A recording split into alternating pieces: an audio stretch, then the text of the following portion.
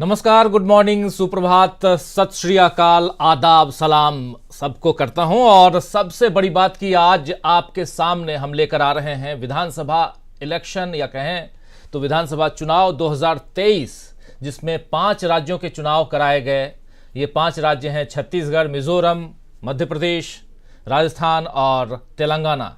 लेकिन मिजोरम का रिजल्ट आज आपके सामने नहीं होगा, क्योंकि चुनाव आयोग ने पहले ही फरमान जारी कर दिया है कि मिजोरम का रिजल्ट आएगा कल, यानी कि नतीजे कल आएंगे मिजोरम के। और आज लेकिन 4 राज्यों के नतीजे आपके सामने हम रखेंगे और स्क्रीन पर आप देख रहे होंगे। सबसे ऊपर मध्य प्रदेश और बाएं साइड में छत्तीसगढ़, दाहिने साइड में तेलंगाना। मिजोरम के नतीजे 4 दिसंबर आप लिखा हुआ देख रहे हैं। और सबसे नीचे राजस्थान, ऊपर मध्य प्रदेश और नीचे राजस्थान। ये दोनों बहुत ही महत्वपूर्ण राज्य हैं और दोनों में मामला क्या फंसा हुआ है या अगले 2, 3, 4 घंटों में हम सबको पता चल जाएगा कि इन दोनों राज्यों में भी किसकी सरकार बनेगी। एग्जिट पोल के नतीजे जो बता रहे हैं उस आधार पर, उस अनुसार हम कह सकते हैं कि तेलंगाना और छत्तीसगढ़ में कांग्रेस की सरकार बन रही है। एग्जिट पोल के नतीजे डीबी लाइव के जो बता रहे हैं उसमें यह भी बता रहे हैं कि मध्य प्रदेश और राजस्थान में भी कांग्रेस की सरकार बनने जा रही है। लेकिन एक्चुअल एग्जिट पोल कहें, एग्जैक्ट पोल कहें या रिजल्ट कहें, उसमें क्या कुछ आता है वो कुछ पल में, कुछ घंटों में आप तक हम पहुंचा देंगे कि क्या कुछ होने जा रहा है। अगर मामला फंसा तो फिर बने रहिए हमारे साथ और चाय की चुस्कियों, नाश्ता, फिर खाना, फिर डिनर, सब कुछ के साथ में हम आप तक पहुंचाते रहेंगे पल पल की रिपोर्ट। और बहुत बड़ा दिन आज उन सब राज्यों के लिए, इन 5 राज्यों, 5 में से 4 राज्यों के लिए जहां पर चुनाव संपन्न कराए गए हैं। आइए सबसे पहले हमारे साथ कुछ साथी जुड़े हुए हैं, उनसे आपका परिचय करवाता हूं। हमारे साथ देखिए बुशरा खानम जी जुड़ी हुई हैं, हमारे साथ जुड़ी हुई हैं निकिता, और हमारे साथ जुड़ी हुई हैं इधर आंचल सिंह। हमारे साथ ही अमलेंदु उपाध्याय जी, प्रशांत टंडन जी और डॉक्टर दीपक पाचपोर जी हमारे साथ जुड़े हुए हैं। आप सबका स्वागत करता हूं, इस्तकबाल करता हूं। और स्वागत इस्तकबाल आप तमाम दोस्त साथी शुभचिंतक, आप सबका एक बार फिर से जो अभी अभी ज्वाइन किए हैं इस कार्यक्रम को। तो आगे बढ़ते हैं और ऊपर नीचे बाएं दाएं धीरे धीरे 8 बजे के बाद जैसे जैसे आंकड़े हमारे सामने आते रहेंगे हम आप तक पहुंचाते रहेंगे कि कहां कौन आगे है, कौन कहां पीछे है। पहले आगे और पीछे की बातें होंगी, क्योंकि ये जो दौड़ है उस दौड़ में जो एक फाइनल टैली तक आपको पहुंचना है और उसके बाद सरकार बनाने का दावा पेश करना है। 5 राज्यों में सबसे महत्वपूर्ण राज्य कौन सा था, ये अगर पूछा जाए तो सबके शायद अलग अलग आंसर होंगे। चलिए हम लोग आपस में ही बात कर लेते हैं, पूछ लेते हैं। बुशरा जी, आपके पास ही सबसे पहले आना चाहता हूं। सबसे इंपॉर्टेंट राज्य, आज 4 राज्यों के नतीजे हैं लेकिन 5 राज्यों को भी रख सकते हैं हम। कौन सबसे महत्वपूर्ण राज्य आपके नजर से? देखिए, शुरू से ही जो सबसे इंटरेस्टिंग राजस्थान में ये देखना बेहद महत्वपूर्ण था कि क्या रिवाज बदलेगा या राज बदलेगा। और जिस तरह की कांटे की टक्कर अशोक गहलोत ने दी, जिस तरह की उनकी वेलफेयर स्कीम्स का डंका एक तरह से बजा और ये कहा गया कि इस बार रिवाज बदल सकता है और राज कायम रह सकता है, तो ये देखना बेहद महत्वपूर्ण था कि क्या वाकई में लोगों ने ध्रुवीकरण की राजनीति या धर्म की राजनीति, सांप्रदायिक राजनीति के खिलाफ क्या वोट किया है, और क्या वेलफेयर स्कीम्स, सामाजिक न्याय, सामाजिक बराबरी और सामाजिक कल्याण की योजनाएं हैं, क्या उनके लिए वोट किया है। तो ये देखना बेहद महत्वपूर्ण था, क्योंकि ये भी महत्वपूर्ण है कि इससे क्या 2024 के लिए देश की एक दिशा जो है क्या वो तय होने जा रही है कि लोग क्या अब उस धर्म की, उस सांप्रदायिक राजनीति से उबकर या फिर वो अपने बारे में अब सोचने लगा है, या 9.5 साल में जो कुछ उसने देखा उसके बाद वो अब बदलाव चाहता है। तो राजस्थान का चुनाव सिर्फ असेंबली तक सीमित न देखकर एक बड़े लार्जर पर्सपेक्टिव में देखा जाए, और इसीलिए राजस्थान का चुनाव बेहद इंटरेस्टिंग और शुरू से ही वो इंटरेस्टिंग बना रहा। अलग अलग तरह की, जिस तरह की हमने तमाम उसमें रैलियां देखी, खासतौर पर अगर बीजेपी की बात की जाए, प्रधानमंत्री की तरफ से जिस तरह के अल्फाज का इस्तेमाल किया गया, अमर्यादित भाषा का भी इस्तेमाल किया गया बहुत सारी रैलियों में। और उसके बाद हमने चिरंजीवी योजना से लेकर ओपीएस, उन सब की बातें देखी और लगा कहीं ना कहीं अशोक गहलोत का पलड़ा जो है भारी है, क्योंकि भारी मैं इसलिए कहूंगी, मैं ये नहीं कह रही कि वो जीतने जा रहे हैं, लेकिन मैं ये जरूर कहूंगी कि 5-5 साल में जिस स्टेट का मूड ये रहता हो कि वो बदलाव चाहता है, उसे चेंज देखने की आदत हो और ये एक नेचर उसका बन चुका हो, वहां वो उस रिवाज को तोड़ने के लिए भी वोट कर रहा हो, तो बहुत इंटरेस्टिंग ये हो जाता है।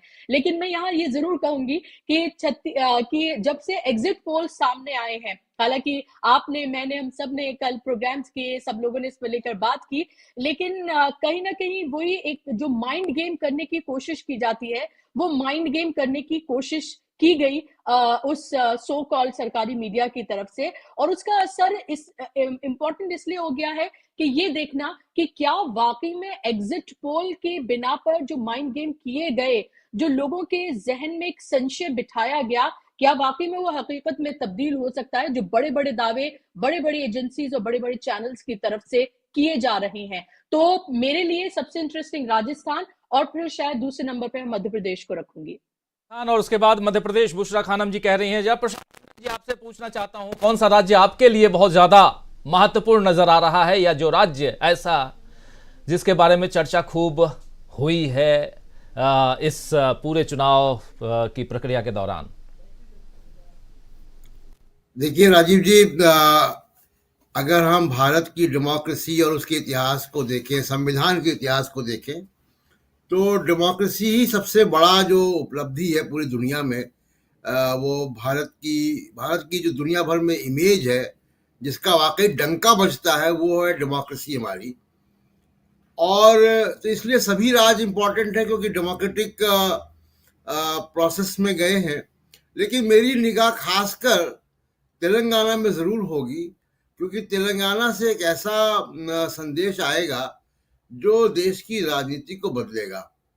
और इसलिए मेरी निगाह तो तेलंगाना पे होगी। बाकी मैं बुशरा जी से सहमत हूँ कि उत्तर भारत में राजस्थान, मध्य प्रदेश, छत्तीसगढ़, जिसमें मैं छत्तीसगढ़ को अगर थोड़ी देर के लिए हटाऊं भी, तो राजस्थान और मध्य प्रदेश में ये देखना ज़रूर होगा कि क्या हिंदू मुसलमान की राजनीति और टीवी मीडिया के जरिए जो समाज में जहर फैलाया गया, जो व्हाट्सएप के जरिए जहर फैलाया गया, जो नेताओं के भाषणों से जहर फैला, और वो उसका असर क्या मतदाता पे पड़ता है और कितना पड़ता है? क्या मतदाता उत्तर भारत का अभी भी अपनी नौकरी, अपनी महंगाई, अपनी भलाई, अपने विकास कार्यों को, देश के, अपने राज्य के विकास को आगे रखता है, या वो नफरत के जो सैलाब है उसमें डूबता है? तो ये देखना बड़ा आवश्यक होगा, क्योंकि देखा गया है कि यहाँ पे उत्तर भारत में तो काफ़ी लोग जो है अपने विकास को जरा कम तरजीह देते हैं, और व्हाट्सएप और फेसबुक और टीवी मीडिया के जो नफरत वाला प्रचार है उस पर ज़्यादा देखते हैं। क्योंकि उत्तर प्रदेश के चुनाव हमने देखा, बहुत सारे ऐसे मुद्दे आए कि जहाँ पे आवारा पशु किसानों की फसल चढ़ जाते हैं, रात रात भर किसान बैठता है अपने खेत में, लेकिन वोट दे आया वो उसी को जिनकी नीतियों की वजह से ये हो रहा है। तो उत्तर भारत में ज़रूर मेरी ये निगाह रहेगी कि लोग विकास को चुनते हैं, अपना जीवन बेहतर बनाने के लिए चुनते हैं, या हिंदू मुसलमान को चुनते हैं, हिंदू मुसलमान के जो नैरेटिव है उसको चुनते हैं। तो और तेलंगाना में राजीव जी इसलिए कह रहा हूँ कि तेलंगाना से ये संदेश जाएगा कि वहाँ पे देखिए बीजेपी दौड़ में नहीं है। तेलंगाना में बीआरएस और कांग्रेस है, और दोनों ही सेकुलर पार्टियां हैं, क्षेत्रीय पार्टी, एक राष्ट्रीय पार्टी। तो वहाँ की माइनॉरिटीज तय करेंगी, खासकर मुसलमान और क्रिश्चियंस, कि किसको वो वोट दे रही हैं, और वो दिशा क्षेत्रीय पार्टी की तरफ जा रही हैं या राष्ट्रीय पार्टी कांग्रेस की तरफ जा रही हैं।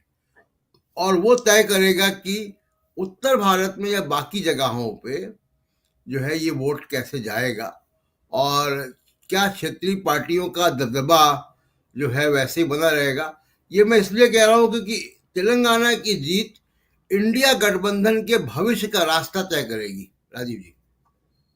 इंडिया गठबंधन के भविष्य का रास्ता, जीत का रास्ता तय करेगी ये जीत। अगर आप समझ सकते हैं कि 5 राज्यों के चुनाव में अगर कांग्रेस इन 5 में से 4 में भी अगर जीत कर आ जाती है तो यहां एक दूसरी परिस्थितियां निर्मित होती हुई आप देखेंगे आने वाले समय में, और बहुत ज़्यादा वक्त नहीं लगेगा। अब आज अगर ये ऐसा रिजल्ट आता है इन 4 राज्यों में तो आज से ही आप इंडिया गठबंधन के बल्ले बल्ले देखना शुरू कर देंगे, सुनना शुरू कर देंगे। लेकिन यहाँ परिस्थितियां अगर बदलती हैं तो क्या इंडिया गठबंधन मजबूती के साथ आगे बढ़ेगा, ये भी एक सवालिया निशान के साथ हम लोग आपके सामने इस पर चर्चा करेंगे। मगर आज क्या कुछ होगा वो तो थोड़ी देर में हम आप तक पहुंचाएंगे ही। 8 बजे से ईवीएम और बैलेट पेपर्स के पिटारे जो हैं वो खुलना शुरू हो जाएंगे, और जैसे जैसे रुझान हमारे सामने आएंगे और ये तमाम जो चारों तरफ आप देख रहे हैं अलग अलग राज्यों के जो खाने बने हुए हैं, जिसमें मध्य प्रदेश है, छत्तीसगढ़ है, तेलंगाना और राजस्थान है। मध्य प्रदेश और छत्तीसगढ़, उसके बाद राजस्थान, ये तीनों राज्य ऐसे हैं जो एडजॉइनिंग स्टेट्स हैं, एक दूसरे से लगे हुए हैं। और हवा अगर बहती है अगर राजस्थान से तो छत्तीसगढ़ तक पहुंचती है मध्य प्रदेश होते हुए, या मध्य प्रदेश की हवा। और आप इस बात से इसका अंदाजा लगा सकते हैं कि 2018 में तीनों राज्यों में कांग्रेस की सरकार बनी थी, मध्य प्रदेश, छत्तीसगढ़ और राजस्थान में।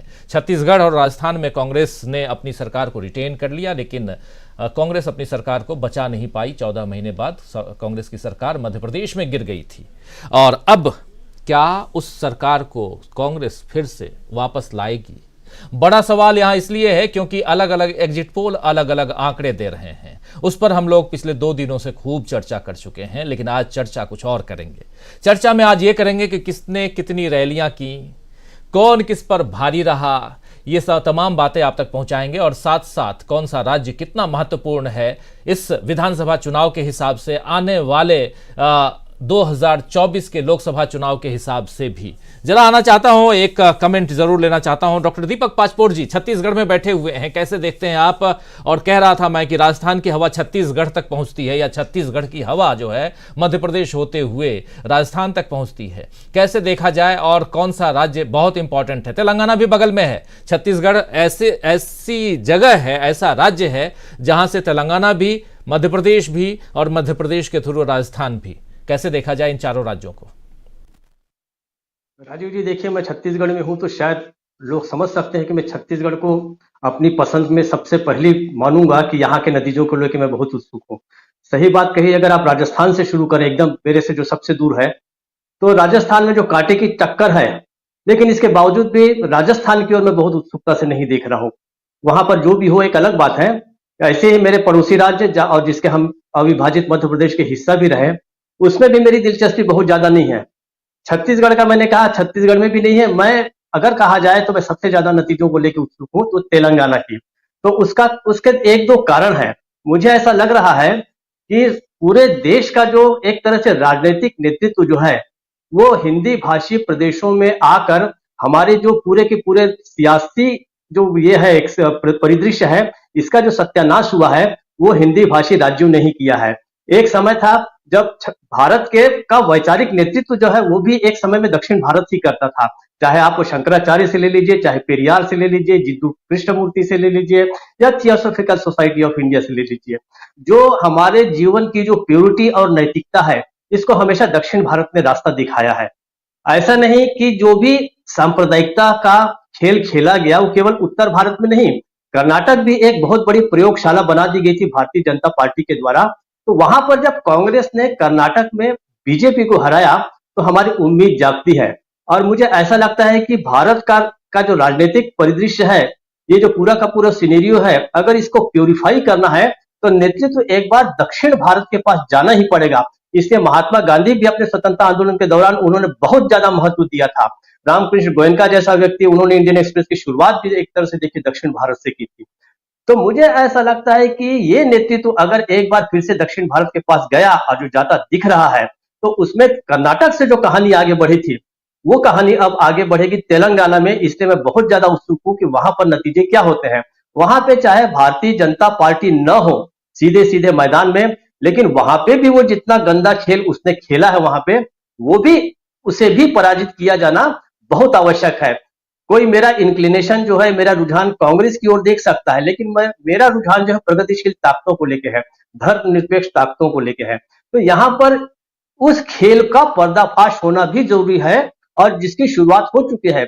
जिस प्रकार से बीआरएस, एमआईएम और बीजेपी की सांठगांठ, ये जो वहां पर जो हुई है, वो मुझे ऐसा लगता है कि कहीं ज्यादा गंदा खेल है। वो इसलिए क्योंकि दुश्मन जो साफ दिखाई दे वो बेहतर होता है, और या मित्र जो साफ दिखाई दे वो बेहतर होता है, लेकिन छुपे हुए मित्र और छुपे हुए दुश्मन दोनों सबसे खराब होते हैं। तेलंगाना में ये जो सांठगांठ है, मुझे ऐसा लगता है कि लोकतंत्र के बहुत ज्यादा खिलाफ है। उसको पराजित किया जाना बेहद आवश्यक है।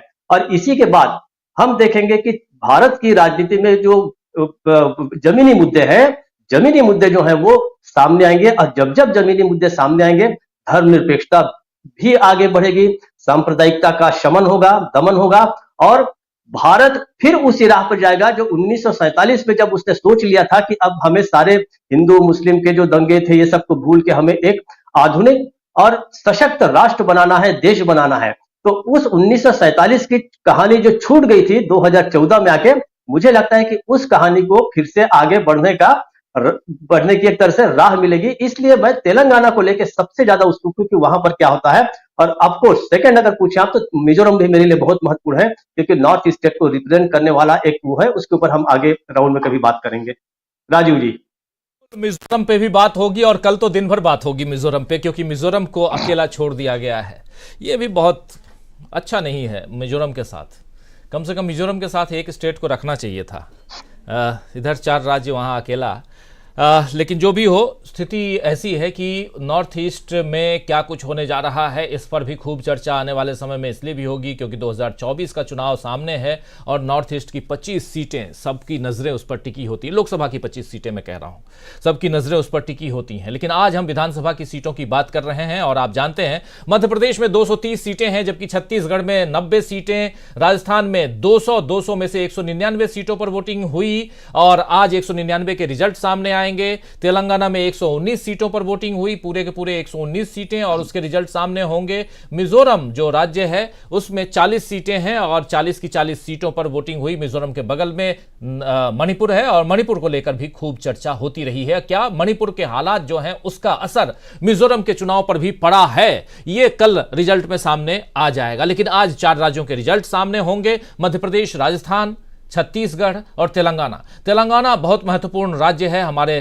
तमाम साथी कह रहे हैं। जरा अमलेंदु उपाध्याय जी के पास भी आना चाहता हूं, किस रूप में आप देखते हैं इन 4-5 राज्यों में कौन सा राज्य सबसे ज्यादा आपके नजरिए से महत्वपूर्ण है, और उसके बाद आगे बढ़ेंगे हम और समझेंगे कि क्या कुछ अभी तक हुआ है, चुनाव प्रचार के दौरान क्या कुछ हुआ, एग्जिट पोल में क्या कुछ रहा। ये सारी बातें तब तक आप तक हम पहुंचाएंगे, और इसके अलावा कौन कौन से प्रमुख चेहरे ऐसे हैं जो चुनाव में एक महती भूमिका अदा कर सकते हैं। लेकिन पहले अमलेंदु उपाध्याय जी, आपका नजरिया, आपका पॉइंट ऑफ व्यू कि कौन सा राज्य आपके लिए सबसे ज्यादा विधानसभा चुनाव के, इन 5 राज्यों के चुनाव में सबसे ज्यादा इंपॉर्टेंट। राजीव जी, मैं 2 नजरिए से देखता हूं। अगर मैं देखूं कि आने वाले समय में, खासतौर से 2024 के चुनाव में देश की राजनीति में गठबंधन का क्या स्वरूप होगा और भारतीय जनता पार्टी के सामने किस तरीके की चुनौतियां होंगी, उसको देखते हुए मुझे तेलंगाना जो है वो सबसे ज्यादा महत्वपूर्ण लगता है। लेकिन अगर मैं ये देखूं कि भारतीय जनता पार्टी 2024 के चुनाव में प्रशासनिक स्तर पर क्या क्या तैयारियां करेगी, उसके लिहाज से मुझको मध्य प्रदेश बहुत ज्यादा महत्वपूर्ण लगता है। दोनों का अपना अपना महत्व है। तेलंगाना राजनीतिक तौर पर इसलिए ज्यादा महत्वपूर्ण है कि तेलंगाना से देश की राजनीति जो एक तरीके से बदलती हुई दिखाई देगी, और ये मालूम पड़ेगा कि भारतीय जनता पार्टी की जो बी टीमें जिस तरीके से काम करती हैं वो बेनकाब होती हैं कि नहीं होती हैं, और जनता जो है वो क्या सोच रही है भारतीय जनता पार्टी की बी टीमों को लेकर के। तो ये तो खुल करके आएगा तेलंगाना से, और किस तरीके से कांग्रेस जो दक्षिण के राज्यों से तेजी के साथ उभर के आती है, इसको तय करेगा तेलंगाना इस लिहाज से। अब जो दूसरा पक्ष है वो राजीव जी मध्य प्रदेश का है।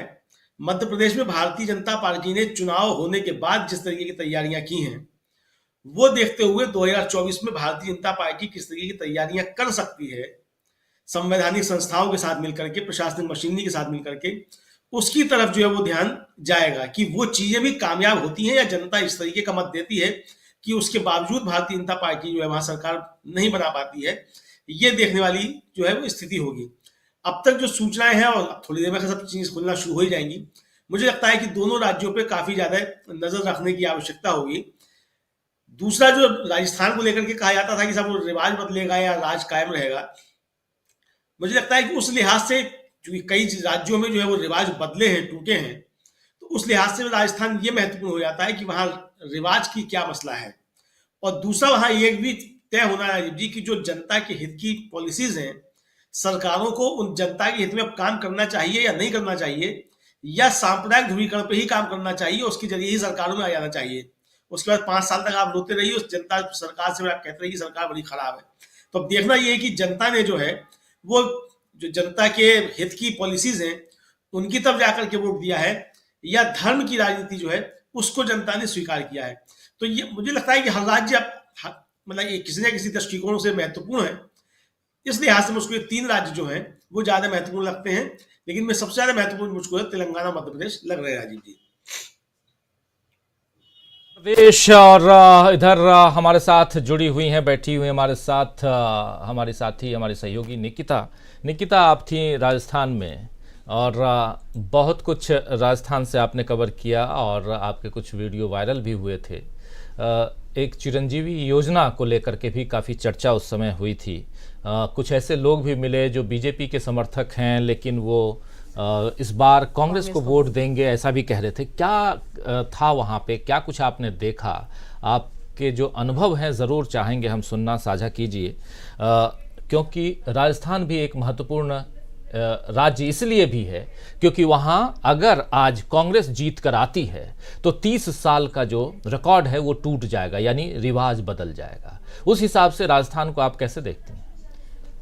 राजीव जी, राजस्थान बहुत महत्वपूर्ण है, क्योंकि महत्वपूर्ण इस लिहाज से है क्योंकि लोगों के मन में जो वहाँ पे बसा हुआ है कि हमें हर 5 साल में सरकार बदलनी है। पहला तो महत्वपूर्ण इसलिए है क्योंकि लोग कह रहे हैं कि सरकार बदलती रही है। जब हम लोगों से बात किया, जहाँ पे लोगों से हमने बात की, वहाँ पे लोगों का कहना था कि अशोक गहलोत के काम तो बहुत अच्छे हैं, मगर हम तो 5 साल में सरकार बदलते हैं, इसलिए इस बार भी हम सरकार बदलेंगे और बीजेपी को वोट देंगे। और वहीं पे कुछ लोग ऐसे भी थे जो पिछले साल बीजेपी को वोट दिए और इस बार कह रहे हैं कि हमने पिछली बार जो बीजेपी को वोट दिया था वो वोट हमने पानी में डाल दिया, क्योंकि बीजेपी हमारे लिए कुछ भी, जो कि यहाँ पे जो विधायक हैं बीजेपी के, उन्होंने हमारे लिए कुछ भी नहीं किया, इसलिए हम इस बार अशोक गहलोत को यानी कि कांग्रेस को वोट देंगे। बात ये चल रही थी कि जो वहाँ पे अशोक गहलोत की योजनाएं थी, जैसा कि आपने बोला चिरंजीवी योजना, उसके बारे में आपने जैसे बोला, वो योजना बहुत ज़्यादा लोगों में चर्चित रही और उस योजना के तहत लोगों ने काफ़ी ज़्यादा लाभ उठाया और उसके लाभार्थी भी बहुत ज़्यादा। हमने एक बार जब हॉस्पिटल में गए थे, वहाँ पे जब हम लोगों से बात किए, उस हॉस्पिटल में कई सारे लोग थे जो वहाँ पे संजीवनी जो कह रहे थे, कांग्रेस की चिरंजीवी योजना संजीवनी बन गई है, उसके तहत इलाज करा रहे थे काफ़ी लोग। हमने जब लोगों से वहाँ पे बात की तो लोगों का कहना था कि ये आयुष्मान योजना से भी बहुत ज़्यादा अच्छा योजना है। दूसरी बात ये चल रही थी कि जो चिरंजीवी योजना है, पहले वो 5 लाख की योजना थी, उसके बाद ये 10 लाख की हुई, फिर 25 लाख की हुई, और अब जो बोला गया है कि 2023 में अगर चुनाव जीतती है कांग्रेस तो इसे 50 लाख कर दिया जाएगा। इससे लोग काफ़ी खुश थे।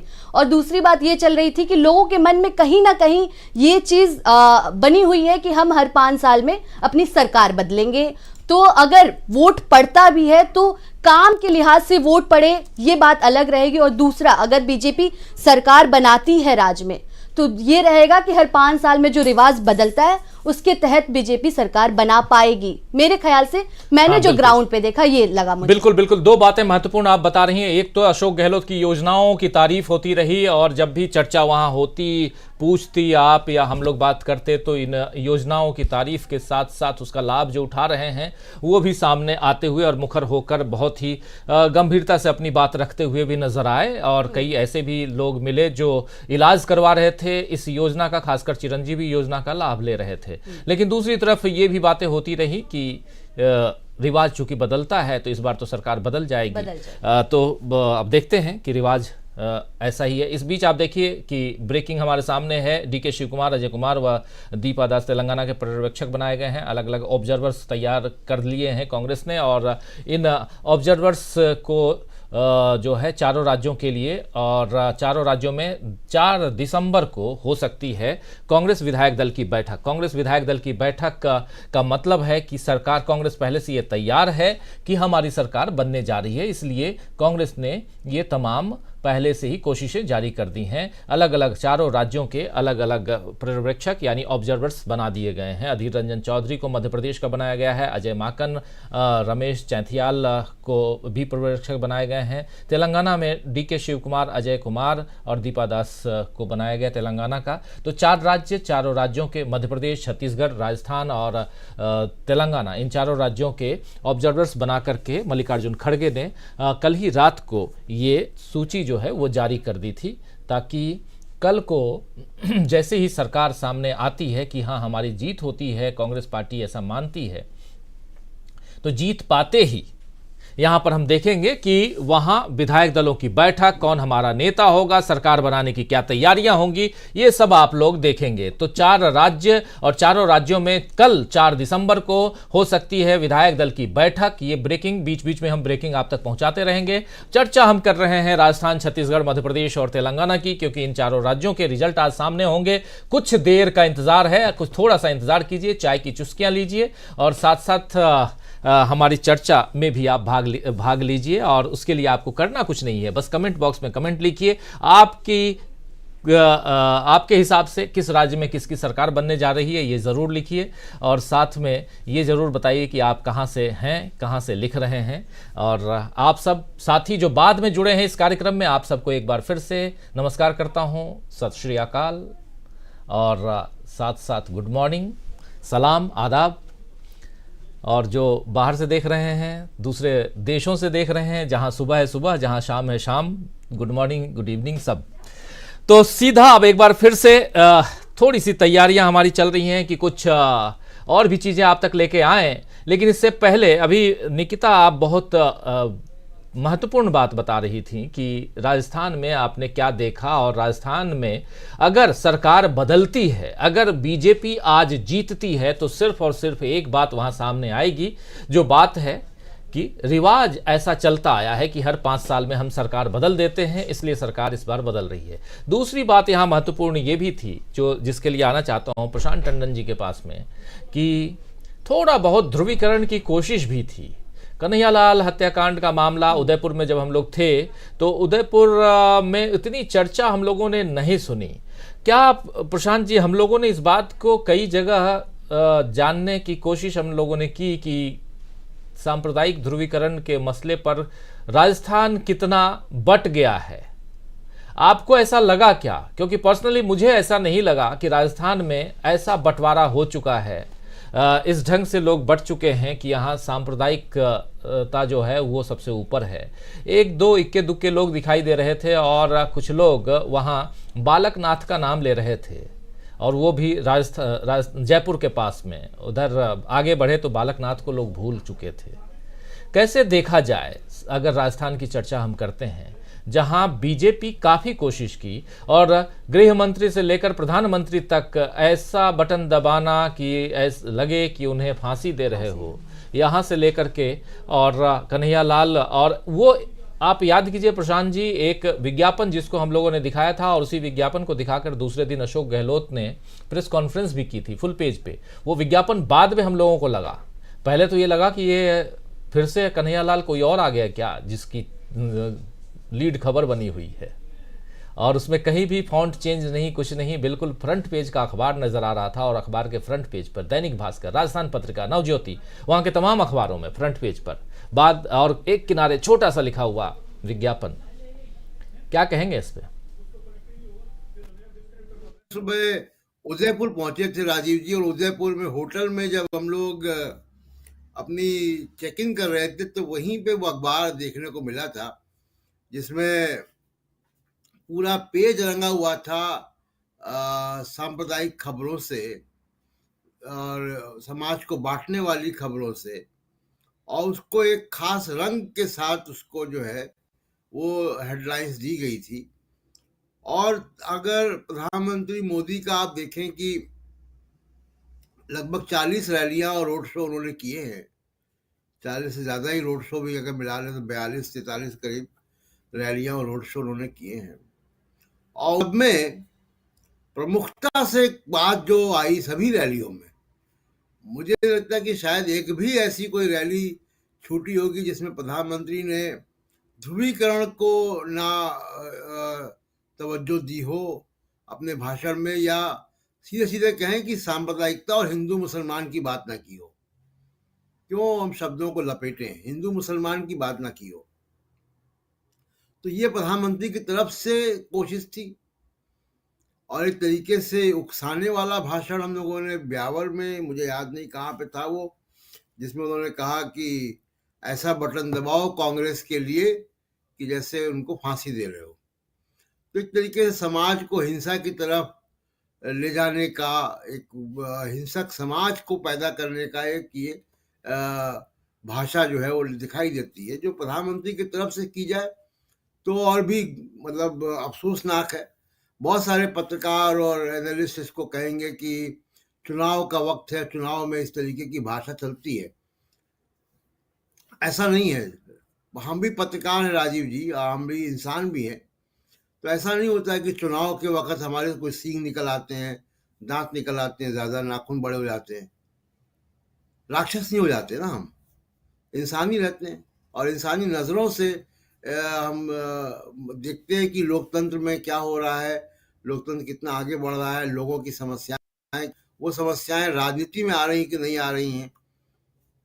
तो हमारे नाखून नहीं बड़े हो जाते। तो ये मेरा बड़ा मतलब विरोध रहता है ऐसे लोगों से कि जो इस तरीके की एनालिसिस करते हैं कि नहीं चुनाव में सब माफ है। चुनाव में माफ थोड़ी ना है। आप प्रधानमंत्री हैं देश के या राजनेता हैं, कोई भी विपक्ष का भी नेता है, वो ऐसी अगर बात कर रहा है तो, और उसके फॉलोअर्स हैं, उसकी बात लोग सुनते हैं, उसको अपना रोल मॉडल मानते हैं, और वो अगर कह रहा है कि ऐसा बटन दबाओ की फांसी दे रहे हो, और ये उस वक्त हो रहा है जब पूरी दुनिया में राजीव जी, भारत में भी इस बात पे विमर्श और बहस है कि क्या वास्तव में फांसी दी जानी चाहिए।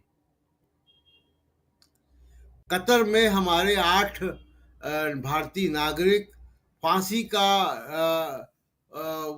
डर झेल रहे हैं।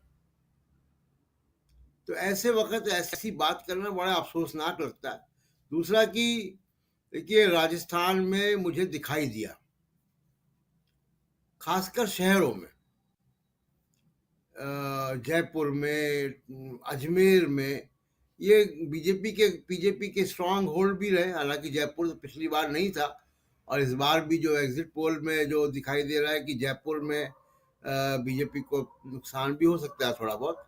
तो शहरी क्षेत्रों में दिखाई दिया, शहरी क्षेत्रों में मध्य प्रदेश में भी थोड़ा बहुत दिखाई दिया हमको।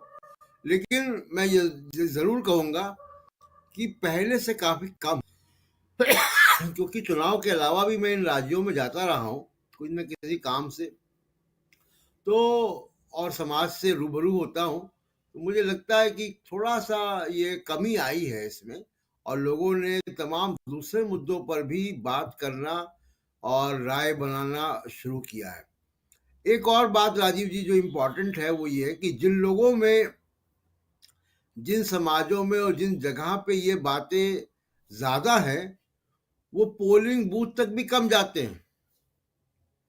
अगर आप पोलिंग परसेंटेज देखें अर्बन और रूरल में, तो बड़ी अफसोस के साथ कहना पड़ता है कि जो हमारा पढ़ा लिखा समाज है, जो मिडिल क्लास है, जो सबसे ज़्यादा व्हाट्सएप फॉरवर्ड करता है, वो सबसे कम पोलिंग बूथ में जाता है। तो ये भी एक चीज़ देखने को आती है, देखने को मिलती है कि जब रूरल गांव ग्रामीण अंचल के लोग ज़्यादा जाते हैं पोलिंग बूथ पर। राजीव जी।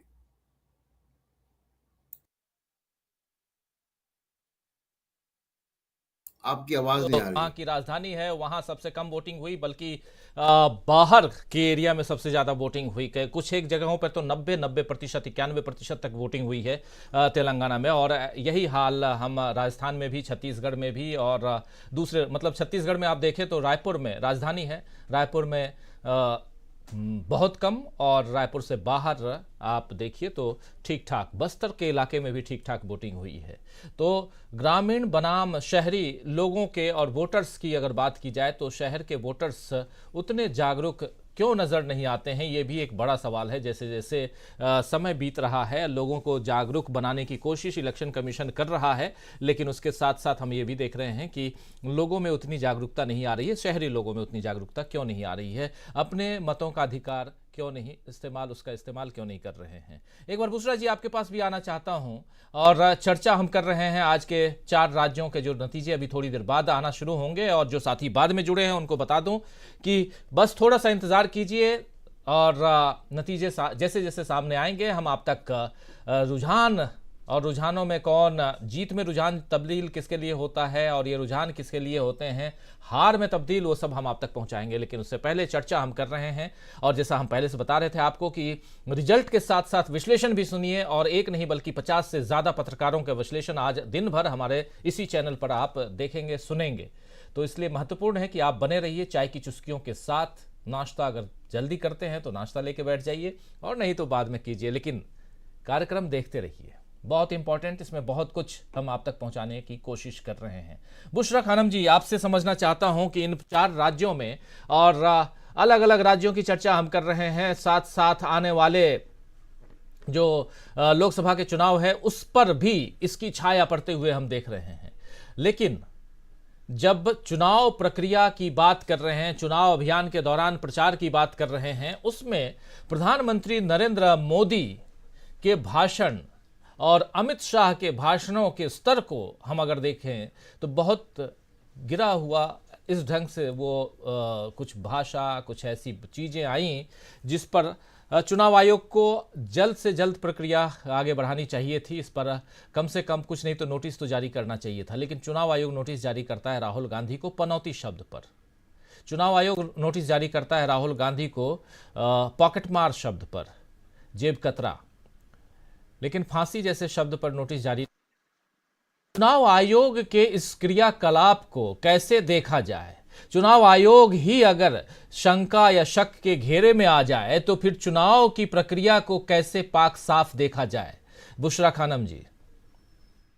जी बिल्कुल राजीव जी, देखिए इसको लेकर हमेशा से सवाल जो है वो उठते रहे हैं, और लोग इसको लेकर सवाल उठाते रहे हैं। और अभी भी अगर हम देखें तो पूरी प्रक्रिया के दौरान हम देखें तो खुद इलेक्शन कमीशन को जब इस तरह की भाषा का इस्तेमाल प्रधानमंत्री के इसके तरफ से किया जाए, इस तरह की अमर्यादित भाषा का इस्तेमाल गृह मंत्री की तरफ से किया जाए, तो जिम्मेदारियां ज्यादा बढ़ जाती हैं। क्योंकि लोकतंत्र में प्रधानमंत्री या गृह मंत्री की बात करें तो वो रिप्रेजेंटेटिव बन जाते हैं, क्योंकि लोगों ने चुनकर और एक पार्टी को वोट करके वहां भेजा, और उसके बाद वो प्रधानमंत्री और गृह मंत्री बने। तो ऐसे में उनकी जिम्मेदारी सबसे ज्यादा हो जाती है। लेकिन आप ये देखिए कि उनको अपनी जिम्मेदारियों का अगर एहसास होता तो वाकई में क्या वो इन 9.5 सालों में इस तरह के बयान लगातार क्या देते रहते? इन 9.5 सालों में क्या हमने उनको एक प्रधानमंत्री की तरह देखा है? वाकई में हमने उन्हें ज्यादातर एक प्रचार मंत्री की तरह देखा है, एक पार्टी के कार्यकर्ता, एक पार्टी के नेता के तौर पर हमने ज्यादा देखा है।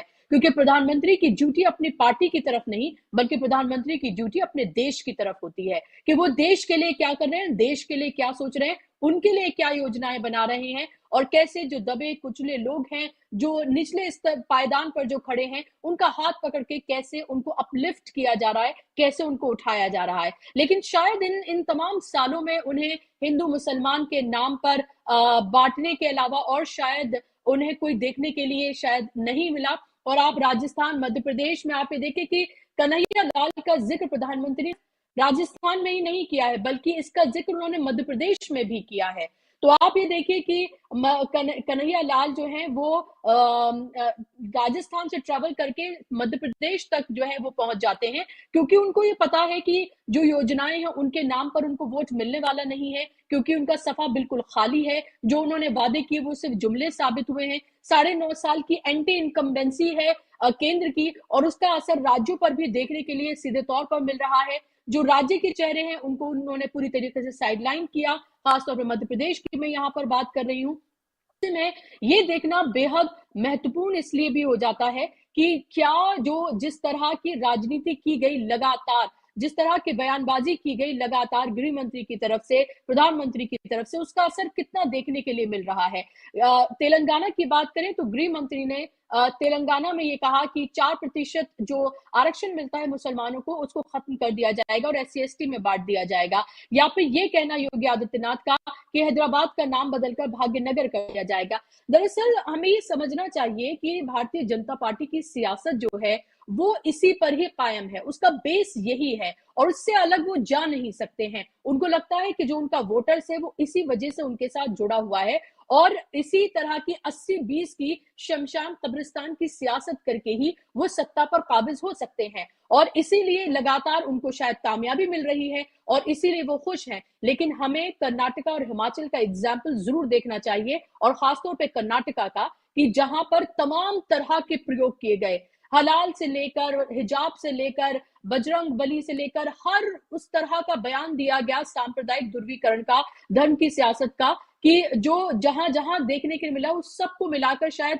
कर्नाटका में वो सियासत जो की गई, उस तरह की बयानबाजी की गई। लेकिन उसके बावजूद भी वहां के अवेयर मतदाता ने भारतीय जनता पार्टी को न चुनते हुए कांग्रेस को चुना, उनकी योजनाओं को चुना, उनकी वेलफेयर स्कीम्स को चुना। और राजस्थान में भी आप ये देखिए कि मैं लगातार, क्योंकि राजस्थान पर मैंने बहुत सारे प्रोग्राम्स किए हैं और लगातार मैं अलग अलग एक्सपर्ट से मैं बात करती रही, उनका साफ तौर पे कहना, उदयपुर जहां से ये पूरी घटना हुई कन्हैयालाल की, वहां के लोगों ने बहुत समझदारी से वोट किया है और वहां के लोगों ने इस मुद्दे पर वोट नहीं किया है, यानी कि हिंदू मुसलमान के मुद्दे पर वोट नहीं किया है। खुद कन्हैयालाल की फैमिली, उनके बेटे सामने आकर ये कहते हैं कि इसका राजनीतिकरण ना किया जाए या इस पर वोट ना मांगे जाए। लेकिन उसके बावजूद भी आप ये देखिए कि प्रधानमंत्री और गृह मंत्री और तमाम जो नेता हैं, योगी आदित्यनाथ से लेकर सब, इस पर एक वोट मांगते हुए नजर आते हैं, क्योंकि उनको लगता है कि इसी के सहारे एक बार फिर से उनकी नैया पार हो सकती है। लेकिन इस बार ये बहुत मुश्किल नजर आ रहा है और लग रहा है कि जनता एक बदलाव, एक चेंज के मूड में है और उसे लगता है कि उसको अपनी थाली पर उसको खाना चाहिए, उसके घर में उसे नौकरी चाहिए। जो जवान बेटे जो उनके या बेटियां जो कोर्सेज करके घरों पर बैठे हुए हैं, जिन्हें नौकरियां नहीं मिल रही हैं, उन्हें नौकरियां चाहिए और आगे विकास चाहिए उनको। और मुझे लगता है कि लोगों ने इस बार इसको चुना है। हालांकि ये अभी सिर्फ कहा जा सकता है, नतीजे क्या सामने निकल कर आते हैं, लास्ट मोमेंट पे वोटर्स ने क्या सोचा, किस तरफ हो गया, उसी सब का इंतजार आज हम कर रहे हैं। लेकिन ये देखना भी बेहद महत्वपूर्ण, जैसा मैंने पहले भी राजीव जी कहा, कि क्या वेलफेयर स्टेट, सोशल जस्टिस, बराबरी, इसको लेकर लोग आगे बढ़ते हैं, जातिगत जनगणना की बात जिस तरह से कही, या एक बार फिर से धर्म की सांप्रदायिक सियासत उनको एक बार फिर से अट्रैक्ट करती है। ये कम से कम 2 स्टेट की मैं बात करूंगी, वहां देखना बेहद महत्वपूर्ण है। और तेलंगाना तो बहुत इंटरेस्टिंग है ही, क्योंकि तेलंगाना से ये पता चलेगा कि क्या एक बार फिर से साउथ में पूरे तरीके से कांग्रेस अपने पैर जमा रही है। वायनाड में लगातार राहुल गांधी को हमने देखा, तो केरला में एक तरह से वो जमीन जो है वो तैयार हो रही है। और तेलंगाना के बाद क्या आंध्र से भी उस तरह के रिजल्ट मिलते हैं 2024 में, और क्या इस बार दिल्ली का रास्ता साउथ से होकर निकलता है, ये देखना बेहद महत्वपूर्ण होगा, क्योंकि अक्सर साउथ ने राह दिखाई है देश को। बिल्कुल बिल्कुल, दक्षिण ने देश को राह दिखाई है। और आज के चुनाव में क्या कुछ होने जा रहा है, आज जब रिजल्ट 5 राज्यों में से 4 राज्य के रिजल्ट सामने आएंगे तब क्या कुछ होगा, ये हम आप तक पहुंचाएंगे। इस बीच हमारी सहयोगी आंचल जुड़ चुकी हैं हमारे साथ सीधे न्यूज रूम से, और उनसे समझेंगे कि हॉट सीट्स कौन कौन से हैं तेलंगाना के। आंचल, ओवर टू यू। और आपसे समझना चाहता हूं तेलंगाना का सूरत हाल और वहां के हॉट सीट्स कौन कौन से हैं, जरा लेकर आइए स्क्रीन पर।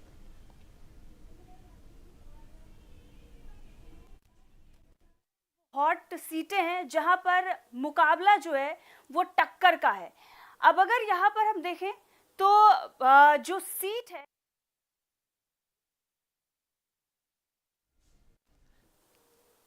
जी हाँ, गजवेल विधानसभा है। और गजवेल विधानसभा पर अगर हम इस वक्त देखें तो बीआरएस के चंद्रशेखर राव, आप जानते हैं कि बीआरएस के ये मेन प्रमुख व्यक्ति हैं और गजवेल से यहाँ पर मैदान में लड़ रहे हैं। और यहाँ पर कांग्रेस ने थुम कुंटा नरसा रेड्डी को उतारा है और बीजेपी ने इटेला राजेंद्रा को यहाँ से टिकट दिया है। ये तीनों उम्मीदवार जो हैं वो एक दूसरे को टक्कर दे रहे हैं, तीनों के बीच में ये मुकाबला है। लेकिन बताया ये जा रहा है क्योंकि केसीआर कहीं ना कहीं यहाँ पर मजबूती के साथ लड़ रहे हैं तो वो आगे दिखाई पड़ रहे थे जमीन पर भी, लेकिन बताया ये जा रहा है कि ये मुकाबला जो है कांग्रेस और बीआरएस के बीच में बहुत टक्कर का मुकाबला है। कांग्रेस ने भी सोच समझ के यहाँ से नरसा रेड्डी को उतारा है और वो के चंद्रशेखर राव को टक्कर दे रहे हैं।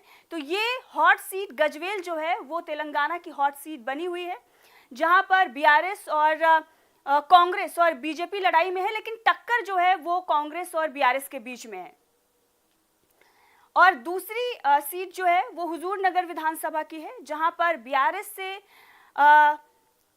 जो मेहंदी रेड्डी जी हैं वो खड़े हुए हैं और उत्तम कुमार रेड्डी जो हैं वो कांग्रेस से हैं और यहाँ से रीतला रेड्डी जो है वो बीजेपी से खड़ी हुई हैं। तो ये हुजूम नगर विधानसभा जो है ये भी हॉट सीट है और यहाँ पर मुकाबला जो है वो तीनों उम्मीदवार के बीच में है। जी,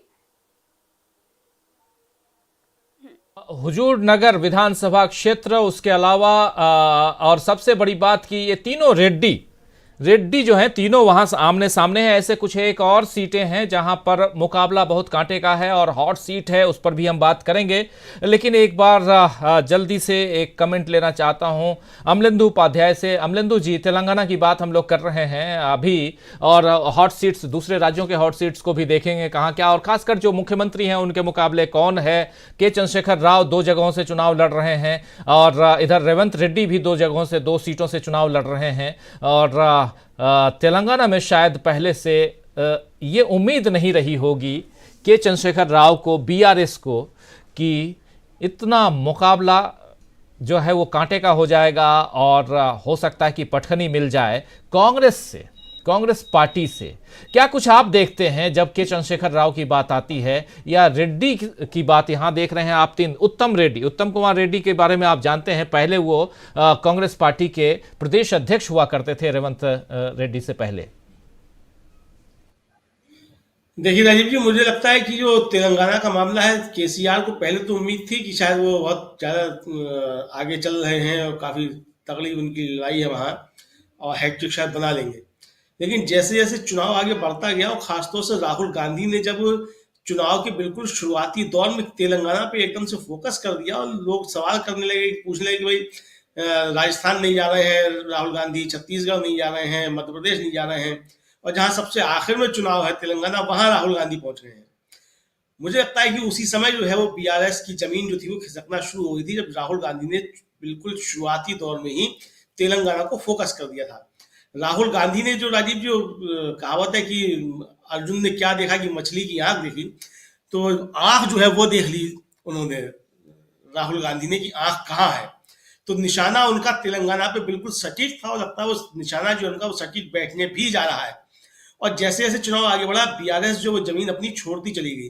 भारतीय जनता पार्टी के साथ जो उसका एक अंदरूनी गठजोड़ था और एमआईएम के साथ, वो भी धीरे धीरे दरकता गया जब उसी गठजोड़ पर राहुल गांधी ने सीधी सीधी चोट की। और जो पुराने सब इतिहास थे वो जब सामने आने लगे और राहुल गांधी ने जो आरोप लगाया तो लोगों को लगने लगा कि हाँ, राहुल गांधी की बातें जो है वो सच हैं। इधर राहुल गांधी ने जिस तरीके से भारत जोड़ो यात्रा के दौरान तेलंगाना पे फोकस किया था और वहां उनकी जबरदस्त रैलियां हुई थी, उससे भी था एक वो भूमिका बंद गई थी। और कर्नाटक का चुनाव जैसे ही चुनाव प्रचार खत्म हुआ, प्रियंका गांधी तुरंत जो थी वो तेलंगाना पहुंच गई थी। यानी तेलंगाना कांग्रेस के नक्शे पे पहले से था, तो कांग्रेस वहां खामोशी के साथ तैयारी कर रही थी।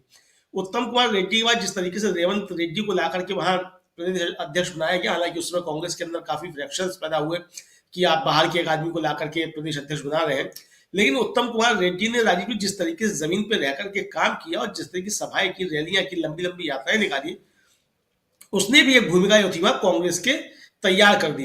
इधर 10 सालों के अंतर्गत जिस तरीके से केसीआर ने तेलंगाना के जो मुख्य मुद्दे थे उन पर ध्यान नहीं दिया और एक तरीके से वहां ये बात फैल गई आम जनता में कि केसीआर जो है वो अपने परिवार के लिए ही जो है वो काम कर रहे हैं।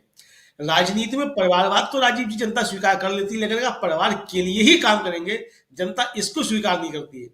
जनता ये तो स्वीकार करेगी कि नेता का बेटा नेता बने, उसी सीट पे लड़े, उस राज्य को संभाले, ये सब जनता स्वीकार करेगी, उसे नेता मान लेगी। लेकिन अगर जनता को ये लगने लगे कि ये नेता हमारा जो है, जिसको हमने चुना था, ये जनता के लिए काम ना करके अपने परिवार के लिए काम कर रहा है, तो बड़ी दिक्कतें पैदा हो जाती है। मुझे लगता है कि केसीआर के बारे में ये चीजें वहां जो थी वो जनता में पहुंच गई। मुझे लगता है कि भारतीय जनता पार्टी ने, हालांकि शुरू में केसीआर पे जो हमले किए थे वो ये सोच के किए थे कि भारतीय जनता पार्टी वहां नंबर 2 पे आ जाएगी या सांप्रदायिक ध्रुवीकरण की राजनीति के चलते वहां सरकार बनाने की स्थिति में आ सकती है। लेकिन उसने भी केसीआर को तो नुकसान पहुंचाया, उसका फायदा जो है मुझे लगता है वो भी कांग्रेस उठा के ले गई, क्योंकि जिन मुद्दों को लेकर के प्रधानमंत्री हमला कर रहे थे या भारतीय जनता पार्टी हमला कर रही थी, वो सारे मुद्दे लेकर के जब राहुल गांधी आकर जमीन पर लोगों को लगा कि काम तो यहाँ राहुल गांधी कर रहे हैं और इनके बीच की साठगांठ जो है बीआरएस और एमआईएम और बीजेपी की वो सामने आ रही है, तो ये सारा वोट जो है वो जो भी बीआरएस के खिलाफ था वो जाकर के कांग्रेस की तरफ शिफ्ट हो गया। ये मुझे लगता है कि बीआरएस को नुकसान होने जा रहा है। जी जरा आपको रोकना चाहूंगा, एक बार फिर से चलते हैं न्यूज रूम में और सीधे हमारी सहयोगी जहां से जुड़ी हुई हैं आंचल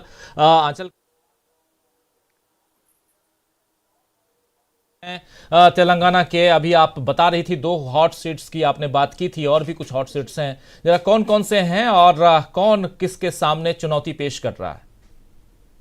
जी राजीव जी, ये जुबली हिल्स विधानसभा सीट है। अगर अब यहाँ पर नजर डालें तो आपने सबसे पहले कांग्रेस के जो उम्मीदवार हैं उनकी बात करते हैं, मोहम्मद अजहरुद्दीन। इनकी चर्चा जो है वो काफी दिनों से हो रही थी और इनके सीट को लेकर बहुत सारे कयास भी लगाए जा रहे थे कि आखिर इनके सामने कौन कौन से उम्मीदवार होंगे। बताया ये जा रहा था कि असदुद्दीन ओवैसी इनके सामने उम्मीदवार नहीं उतारने वाले हैं, लेकिन उसके बाद जैसे ही कांग्रेस ने इनका नाम फाइनल किया, उसके फौरन बाद असदुद्दीन ओवैसी ने मोहम्मद राशिद को यहां से उतार दिया। अब जैसे ही मोहम्मद राशिद यहां से आते हैं, उसके बाद से चर्चाएं ये शुरू हो जाती हैं कि कहीं ना कहीं असदुद्दीन ओवैसी ने इनके टक्कर में एक और मुस्लिम कैंडिडेट उतारकर कांग्रेस का खेल बिगाड़ने की कोशिश यहां पर की है। क्योंकि अगर आप देखेंगे तो बीआरएस के जो कैंडिडेट हैं मंगती गोपीनाथ, वो उतने बताया जा रहा था कि उतना खास प्रभाव जो है वो नहीं डाल पाएंगे। हालांकि जो ये सीट है मुस्लिम बहुल क्षेत्र है ये, तो यहाँ पर कांग्रेस की सीट अच्छे से निकल सकती थी, लेकिन ओवैसी ने यहाँ जो ये बताया जा रहा था कि बी पार्टी की तरह काम कर रहे हैं, तो ओवैसी ने यहाँ पर खेल बिगाड़ने के लिए एक मुस्लिम कैंडिडेट उतार दिया है और बीजेपी से दीपक रेड्डी हैं। अब ये चारों जो हैं एक दूसरे को कहीं ना कहीं टक्कर दे रहे हैं, लेकिन ये सीट जो है बहुत खास बनी हुई है क्योंकि कांग्रेस के जो उम्मीदवार हैं मोहम्मद अजहरुद्दीन, आप सभी ने देखा होगा बेहतरीन खिलाड़ी थे और अगर वो मैदान में आती हैं और जो क्षेत्र है मुस्लिम बहुल क्षेत्र है तो उनको बहुत ज़्यादा फायदा मिलने की बातें कही जा रही हैं। हालांकि असदुद्दीन ओवैसी ने यहाँ पर खेल बिगाड़ने की कोशिश जरूर की है, लेकिन देखा जा रहा है कि ये सीट जो है वो कहीं ना कहीं कांग्रेस के खाते में जाती हुई नजर आ रही है। जुबली हिल्स ये बहुत ज्यादा हॉट सीट बनी हुई है। चारों जो कैंडिडेट हैं वो एक दूसरे को टक्कर दे रहे हैं, लेकिन यहां पर टक्कर असदुद्दीन ओवैसी के पार्टी और कांग्रेस के बीच में जो खासी टक्कर है वो दिखाई पड़ रही है। अगली जो विधानसभा है और उसकी बात करेंगे जो हॉट सीट बनी हुई है, लेकिन जुबली हिल्स जो है वो बहुत ही खास इस वक्त तेलंगाना के चुनाव में है, लगातार इसकी चर्चाएं हो रही थी। कामारेड्डी जो विधानसभा सीट है अगर आप देखेंगे तो यहां से के चंद्रशेखर राव और रेवंत रेड्डी दोनों के बीच में जबरदस्त मुकाबला है। बताया यह जा रहा है कि यहां पर कांग्रेस बीआरएस को पटकनी देती हुई नजर आ रही है। हालांकि बीआरएस भी यहां पर कमजोर नहीं है, खुद के चंद्रशेखर राव यहां से खड़े हुए हैं, लेकिन आप सोचिए अगर के चंद्रशेखर राव 2 सीटों से चुनाव लड़ते हैं तो उनको कहीं ना कहीं इस बात का डर रहा है कि यहां से उनको पटकनी मिल सकती है, रेवंत रेड्डी से पटकनी मिल सकती है। इसीलिए बीआरएस के जो प्रमुख है के चंद्रशेखर राव, उन्होंने गजवेल से भी अपनी सीट जो है वो पक्की करवा ली थी और वहां से भी उन्होंने चुनाव लड़ा है।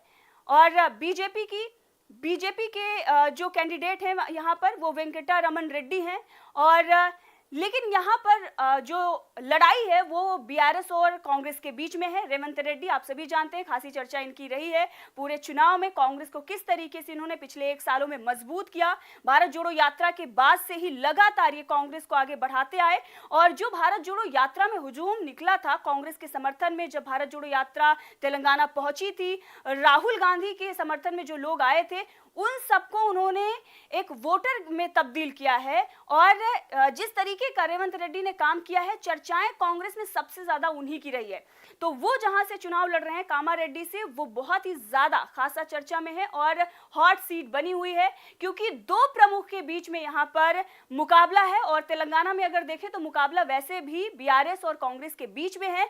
तो इस सीट पर जो मुकाबला है वो पूरे तेलंगाना का हाल बयां कर रही है। हालांकि पूरे तेलंगाना में कांग्रेस जो है वो बीआरएस में भारी पड़ती हुई नजर आ रही है। यहां जो है वो कांटे की टक्कर देखने को मिल रही है। हालांकि बीजेपी ने भी अपना उम्मीदवार उतारा है, लेकिन उसका खासा प्रभाव देखने को नहीं मिल रहा है। अब करीमनगर की अगर हम बात करें तो करीमनगर में बीआरएस से गंगुला कमलाकर हैं और कांग्रेस से पुरुमल्ला श्रीनिवास हैं और बीजेपी से भी संजय कुमार हैं। और ये करीमनगर की सीट भी बहुत ही खास मानी जा रही थी। बीआरएस का गढ़ माना जाता है, केसीआर का क्षेत्र माना जाता है। तो ये सीट भी हॉट सीट बनी हुई है। तीनों जो उम्मीदवार हैं उनमें मुकाबला है, एक दूसरे को वो चुनौती यहाँ से दे रहे हैं, लेकिन टक्कर यहाँ भी कांग्रेस और बीआरएस के बीच में जो है वो दिखाई पड़ रही है। जी अगली जी आप देख रहे हैं, इस वक्त हम बात कर रहे हैं इन तेलंगाना के अलग अलग हॉट सीट्स की बात कर रहे हैं। हमारे साथ जुड़ी हुई हैं आंचल हमारे सहयोगी, और अलग अलग जो सीट्स हैं उसमें कौन किस पर भारी पड़ सकता है इसकी चर्चा हम कर रहे हैं। आंचल, आपके पास फिर से आएंगे, लेकिन जरा इसकी चर्चा और आगे बढ़ाते हैं। हमारे साथ कुछ वरिष्ठ साथी जुड़े हुए हैं, हमारे सहयोगी, हमारे साथी, इन सब से भी जरा इस पर कमेंट ले लें। प्रशांत टंडन जी, कैसे देखा जाए तेलंगाना हॉट सीट्स, उसमें भी प्रशांत जी अजहरुद्दीन जुबली हिल्स, और अजहरुद्दीन के सामने असदुद्दीन ओवैसी साहब अपने कैंडिडेट को उस वक्त खड़ा करते हैं जब यह पता चलता है कि अजहरुद्दीन को कांग्रेस ने यहां से कैंडिडेट बना दिया है। जो बी टीम का तमगा है, क्या यहां से वो पुख्ता होता हुआ दिखाई देता है?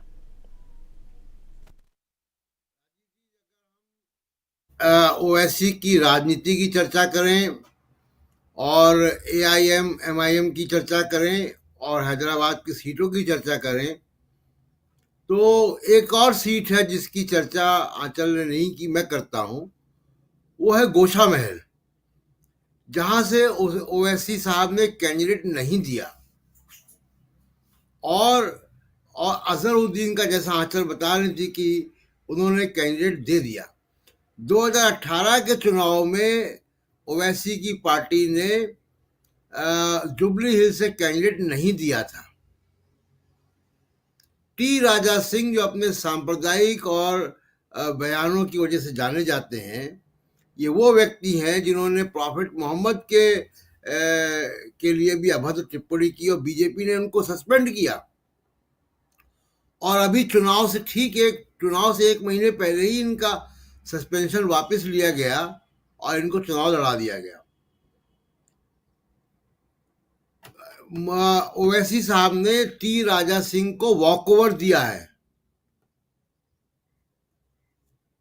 तो प्रॉफिट मोहम्मद के खिलाफ इस्तेमाल करने वाले व्यक्ति के खिलाफ को ओवैसी साहब ने वॉकओवर दिया है और उसके खिलाफ कैंडिडेट नहीं खड़ा किया है, लेकिन मोहम्मद अजहरुद्दीन के खिलाफ कैंडिडेट खड़ा किया, जहां से वो चुनाव पिछली बार नहीं लड़े थे।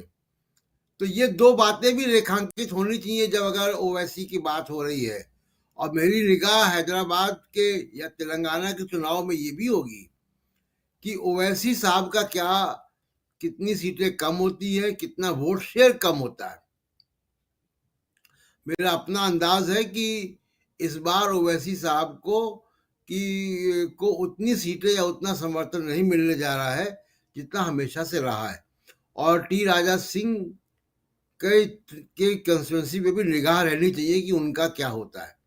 अगर वहां से कांग्रेस निकलती है और टी राजा सिंह वहां से चुनाव हारते हैं, 2014 और 2018 के चुनाव में वो जीत चुके हैं, तो ये बड़ा एक मैसेज जाएगा पूरे देश के लिए।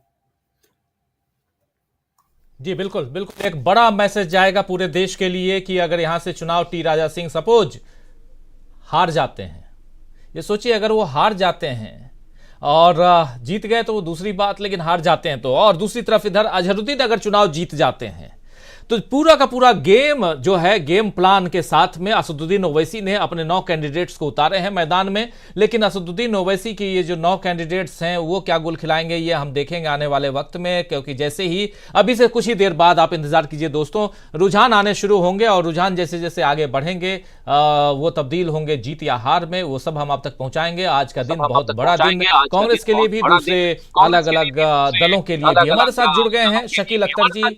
शकील साहब, आपका स्वागत करता हूं, गुड मॉर्निंग इस कार्यक्रम में। और आज बड़ा दिन, सबसे बड़ा दिन उन राज्यों के लिए जिन राज्यों में आज चुनाव के बाद काउंटिंग है। अब ओपनिंग कमेंट आपसे चाहता हूं शकील जी, कैसे देखा जाए और इसमें सबसे महत्वपूर्ण राज्य आपकी नजर में कौन सा है? देखिए, ये चुनाव कांग्रेस के चुनाव हैं, ये चुनाव बीजेपी के चुनाव नहीं है। ये सबसे ज्यादा देखना यही इंटरेस्टिंग हो कि कांग्रेस 5 राज्यों में कितने राज्यों में चुनाव जीतती है, और सबसे ज्यादा इंटरेस्टिंग तो तेलंगाना ही है। तेलंगाना कांग्रेस जिस तरह बढ़त बनाए है वहां पे, और जिस तरह कांग्रेस अपनी उम्मीद जाहिर कर रही है तेलंगाना से, वो बड़ी खास बात है। क्योंकि तेलंगाना में अगर कांग्रेस जीत जाती है तो इसका मतलब उसके लिए पूरा दक्षिण फतेह हो जाता है, और दक्खन फतेह का भारत की राजनीति में हमेशा अपना मतलब रहा है। इससे पहले उसने कर्नाटक जीत लिया था, और कर्नाटक के बाद तेलंगाना, वहां फिर कुछ बचता नहीं है। एक आंध्र प्रदेश है, और तेलंगाना और आंध्र प्रदेश दोनों एक ही पार्ट थे अविभाजित आंध्र प्रदेश के, और वहां पे भी कांग्रेस जो है अच्छा प्रदर्शन करेगी। फिर वहां पे जो बचता है तमिलनाडु, वहां पे उसके सहयोगी दल की सरकार है, और कांग्रेस के लिए वो कभी चुनौती नहीं है। वो लोग अभी लंबे टाइम तक दोनों इसमें कांग्रेस साथ काम करेंगे। इसी तरह केरल है, केरल भी कांग्रेस के लिए अब कोई चुनौती नहीं है, क्योंकि केरल में भी जो है सरकार बदलने का एक रिवाज रहा है, तो वो जो है कांग्रेस के सहयोगी दल की तरह ही काम करते हैं। कांग्रेस के लिए सबसे बड़ी चुनौती जो खुद राहुल गांधी ने कहा, वो है नफरत की राजनीति, और नफरत की राजनीति फैलाने वाले मोदी जी। ये चुनाव वो उनके खिलाफ लड़ रही है। राहुल ने इससे स्पष्ट कोई बात है नहीं जो उन्होंने नहीं बोली हो। उन्होंने कहा कि मेरा एक ही लक्ष्य है, और वो लक्ष्य है कि देश से नफरत की राजनीति खत्म करना, और उसके लिए जरूरी है मोदी जी का दिल्ली में शासन खत्म करना। और मोदी जी का दिल्ली में शासन खत्म करने के लिए बहुत जरूरी है कि इन 5 राज्यों के चुनाव में कांग्रेस जीते। आपको याद होगा कि राहुल गांधी ने कुछ समय पहले कहा था कि मुझे मालूम पड़ा, बहुत बाद में मालूम पड़ा, कि ये जो जान है वो किसी एक तोते में है। और वो तोता क्या है? वो तोता ही जो है वही मुझे मारना है, वही मुझे खत्म करना है। मैं कितने ही हमले करता हूं, लगातार बड़े से बड़े हमले करता हूं, राजा विचलित ही नहीं होता है। तो राहुल ने अब उसको समझ लिया है कि ये तोता कहां पे है। तो अब इस चुनाव में आपने देखा कि किस तरह का माहौल बनाया गया, किस तरह के प्रचार हुए आखिरी दिन तक। कल रात तक हम जो बता रहे थे आपको, कुछ नए आंकड़े पेश करे गए। उसमें वोटिंग परसेंटेज बताया गया, कुछ एजेंसियों के नाम लिए गए कि ये एजेंसी बता रही है कि राजस्थान में कांग्रेस का इतना वोट परसेंटेज कम जा रहा है, और इतना वोट परसेंटेज मध्य प्रदेश में ज्यादा जा रहा है, और इसके मायने आप निकालिए। तो इसका मतलब क्या था कि आज जब अभी लोग काउंटिंग में पहुंचने वाले हैं, सारे कार्यकर्ता निकल गए हैं, पत्रकार निकल चुके हैं, और उनसे कह दिया गया है कि अपने अपने मोबाइल या तो घर से न लाएं वो, या लाएं तो बाहर जमा करवा दें। तो बिना मोबाइल के सारे कार्यकर्ताओं को, जो काउंटिंग एजेंट हैं, जिनको काउंटिंग एजेंट कहा जाता है, हर पार्टी के होते हैं वो, और पत्रकार, वो काउंटिंग सेंटर में जाएंगे ताकि वो वहां से कोई भी खबर या गड़बड़ी हो तो वो उसको बाहर ना पहुंचा सके। तो आज का दिन जो अभी 8 बजे से शुरू होने वाला है, कांग्रेस के कार्यकर्ताओं को सबसे ज्यादा ध्यान इस बात का रखना है कि एक भी वोट की चोरी न हो पाए। अगर वोट की चोरी हो गई, शुरू हो गई, तो फिर बड़ा मुश्किल हो जाता है। हर राउंड जैसे ही खत्म हो वैसे ही वो पूरा का पूरा टेबल देखे वहां पे कि कहां पे किसको मिले, उसमें साइन ले। और अगर ऐसा कर पाई कांग्रेस तो आप देखेंगे कि थोड़ी देर में हमें लगता है कि 10 बजे से सारे रुझान क्लियर हो जाएंगे। 10 बजे से ज्यादा समय नहीं लगेगा और बैलेट पेपर में कोई रुझान आता नहीं है और बैलेट पेपर एक बड़े अलग ट्रेंड में जाता है। अगर आपको याद होगा 2015 के चुनाव थे शायद, हाँ 2015 ही था, बिहार में जश्न मनना शुरू हो गया था। बीजेपी बैलेट पेपर में आगे जा रही थी और 9:30-10 बजे तक मीडिया ने और बीजेपी ने बिहार में तहलका मचा दिया था और 10 बजे के बाद ट्रेंड बदलना शुरू हुए। वो चुनाव इसलिए याद कर लीजिए आप कि नीतीश लालू के साथ मिलकर लड़े थे 2015 वाला चुनाव। नीतीश लालू कांग्रेस महागठबंधन की शुरुआत ही हुई थी 2015 के चुनाव से। तो उस चुनाव में फिर बाजी पलट गई और महागठबंधन जीत गया। उस चुनाव के बारे में एक बात और बता दें, दर्शकों को शायद अच्छी लगे। वो 2015 का जो चुनाव था और ये आज 2023 का जो चुनाव हो रहा है, 24 का होगा, उसमें एक साम्यता क्या है हमें अच्छी तरह याद है कि 2015 से पहले कांग्रेस प्रेसिडेंट थी सोनिया गांधी। रमजान खत्म होने का टाइम था, उन्होंने रोजा अफ्तार की दावत दी थी। तो उसमें लालू ने हमसे कहा था कि मेरे पास ये मंत्र है कि मोदी जी को कैसे हराना है। थोड़ी पास में ही पास की टेबल में बैठी हुई थी सोनिया गांधी जी, लेकिन ये मानेगी नहीं। उन्होंने सोनिया गांधी की तरफ इशारा करके कहा और सोनिया जी बहुत सचेत राजनीतिज्ञ हैं। हमने पहले भी कहा और आज फिर कहते हैं कि हिंदुस्तान की राजनीति में सबसे इंटेलिजेंट अगर कोई पॉलिटिशियन है तो वो सोनिया गांधी हैं। उन्होंने सुन लिया, कह लगी क्या कह रहे हैं लालू जी ने कहा बताएंगे बाद में बताएंगे। अरे हमने कहा हमको तो बता दीजिए आप क्या कह रहे थे। कहने लगे इनकी जो राजनीति है इस राजनीति को हम सामाजिक न्याय की लड़ाई से ही हरा सकते हैं। इस बीच आपके सामने हम ब्रेकिंग पेश कर रहे हैं। 4 दिसंबर को जयपुर में होगी विधायक दल की बैठक। कांग्रेस विधायक दल की बैठक की बात हो रही है और ऑब्जर्वर के रूप में, पर्यवेक्षक के रूप में भूपेंद्र सिंह हुड्डा वहां पहुंच चुके हैं। मधुसूदन मिस्त्री और मुकुल वासनिक भी बैठक में होंगे शामिल। ये सारी तैयारियां यहां बताई जा रही हैं कि राजस्थान कांग्रेस में हलचल कैसे तेज हो गई है। ये ब्रेकिंग आप तक 4 दिसंबर को जयपुर में होगी विधायक दल की बैठक और इस बैठक से पहले पर्यवेक्षक के रूप में भूपेंद्र सिंह हुड्डा और शकील अहमद होंगे शामिल। मधुसूदन मिस्त्री और मुकुल वासनिक भी बैठक में होंगे शामिल। ये 4 लोगों की एक टीम बनाई गई, कमेटी बनाई गई है। राजस्थान ही नहीं बल्कि तेलंगाना, छत्तीसगढ़ और मध्य प्रदेश के लिए भी अलग अलग कमेटी गठित कर दी गई है ऑब्जर्वर्स की। और अब ये हलचल तेज नजर आएंगी और थोड़ी देर में आप हलचल एक दूसरी भी देखेंगे जहां नतीजों के रुझान आने शुरू हो जाएंगे और नतीजों के रुझान के साथ साथ जैसे जैसे समय आगे बढ़ेगा रिजल्ट सामने और कौन सरकार बनाने जा रहा है, क्या कांग्रेस की सरकारें बनेंगी चारों राज्यों में या यहां पर बीजेपी बाजी मार जाएगी, बीआरएस को पटखनी देगी कांग्रेस या कुछ और होगा, ये सब कुछ हम आपको बताएंगे। बस थोड़ा सा इंतजार कीजिए। और अभी बहुत शानदार बात, एक बहुत इंपॉर्टेंट बात बता रहे हैं शकील अख्तर जी। शकील जी, आप बात कर रहे थे कि 2015 में जब सोनिया गांधी कांग्रेस पार्टी की अध्यक्ष थी उस समय और महागठबंधन का गठन हो चुका था खासकर बिहार के चुनाव के लिए और पहले नीतीश कुमार और लालू यादव साथ साथ एक मंच पे थे और साथ में कांग्रेस पार्टी भी थी जैसा अभी हाल है। और उसके बाद से वहां लालू प्रसाद यादव ने बताया था कि हमारे पास वो सूत्र है, वो फॉर्मूला है जिससे प्रधानमंत्री नरेंद्र मोदी को हराया जा सकता है और उनकी पार्टी को हराया जा सकता है, लेकिन सोनिया गांधी नहीं मानेंगी। आगे आप कुछ बता रहे थे, इस बीच ब्रेकिंग आ गया था, जरा बताइए उस बात को। हाँ बिल्कुल, तो वो जो है महागठबंधन उस वक्त बना नहीं था, प्रक्रिया शुरू थी और बड़ी मुश्किल प्रक्रिया थी वो उस वक्त में, क्योंकि नीतीश आ गए थे, कांग्रेस के अपनी कुछ शर्तें थी, कुछ अपनी परेशानियां थी। तो वो उस वक्त लालू का बड़ा अहम रोल रहा था 2015 में। और याद कर लीजिए आप कि 2014 नरेंद्र मोदी जीत चुके थे और जीतने के बाद उन्होंने महाराष्ट्र, हमें जहां तक याद है सही होगा शायद, महाराष्ट्र और ये हरियाणा के चुनाव भी जीत लिए थे। मतलब केंद्र जीतने के बाद राज्यों में उनका जीत का सिलसिला शुरू हो गया था। तो लालू जी ने जो कहा कि हिंदुस्तान में ये जो जाति है यही हराएगी इनके धर्म की राजनीति को। कमंडल को हराने के लिए बहुत जरूरी है मंडल का ताकतवर बनना, और अगर ये कांग्रेस सहमत हो गई हमारे साथ में तो हम ये करके दिखा देंगे। और वही हुआ 2015 का चुनाव। आप याद कीजिए, सबसे आश्चर्यजनक था जब बीजेपी को इतनी बुरी तरह से बिहार में लालू जी ने नीतीश कुमार के साथ मिलकर, कांग्रेस पूरा महागठबंधन था, हराया था।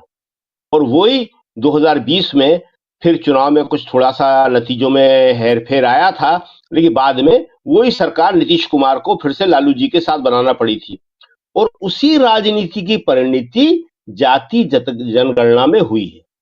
ये पूरा एक सिलसिला है जो 2015 से लालू जी ने शुरू किया था, और अब जब जाति जनगणना की बात हो रही है तो आप देखेंगे कि जाति जनगणना अगले चुनाव में एक बहुत बड़ा इशू बनने वाली है।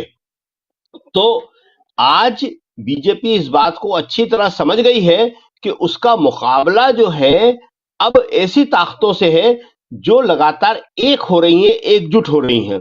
इंडिया गठबंधन इसी सिलसिले की एक बहुत बड़ी शुरुआत है। और ये जो 5 राज्यों के चुनाव के नतीजे 4 के आज आ जाएंगे, एक का कल आ जाएगा, लेकिन 4 के जो नतीजे आज आ जाएंगे तो आप आज ही से देखेंगे कि इंडिया गठबंधन के मजबूत होने की, आगे बढ़ने की, उसकी तैयारियां जो है शुरू हो जाएंगी। और ये जो आपने बताया कल रात को बना दिए थे चारों राज्यों में कांग्रेस ने अपने अपने ऑब्जर्वर, और वो सब पहुंच गए हैं और वो वहां पे कई होती हैं। उसमें सबसे खास बात यही है जो हम लोग कल से परसों से बात कर रहे हैं कि आज का दिन कार्यकर्ताओं में उत्साह बना रहे, और शाम को जब तक काउंटिंग खत्म न हो जाए, लोग जीत के सर्टिफिकेट के साथ बाहर न आ जाएं, तब तक कार्यकर्ता जो है हिम्मत के साथ डटे रहें। तो आज का दिन बहुत इंपॉर्टेंट है, और चारों राज्यों में जो है देखना होगा कि कांग्रेस कितना अच्छा कर पाती है, क्योंकि ये चुनाव कांग्रेस के लिए बहुत इंपॉर्टेंट है। अगर इन चारों राज्यों में कांग्रेस ने अच्छा कर लिया तो 2024 के चुनाव में मोदी जी के लिए बहुत बड़ी मुश्किल होने वाली है। जी राजीव जी। बिल्कुल, 2024 का चुनाव जो है बहुत महत्वपूर्ण है, और मोदी जी के लिए कितनी परेशानी का सबब यहां पैदा होगा वो हम देखेंगे। बुशरा जी कुछ जोड़ना चाहती हैं? जी बुशरा जी।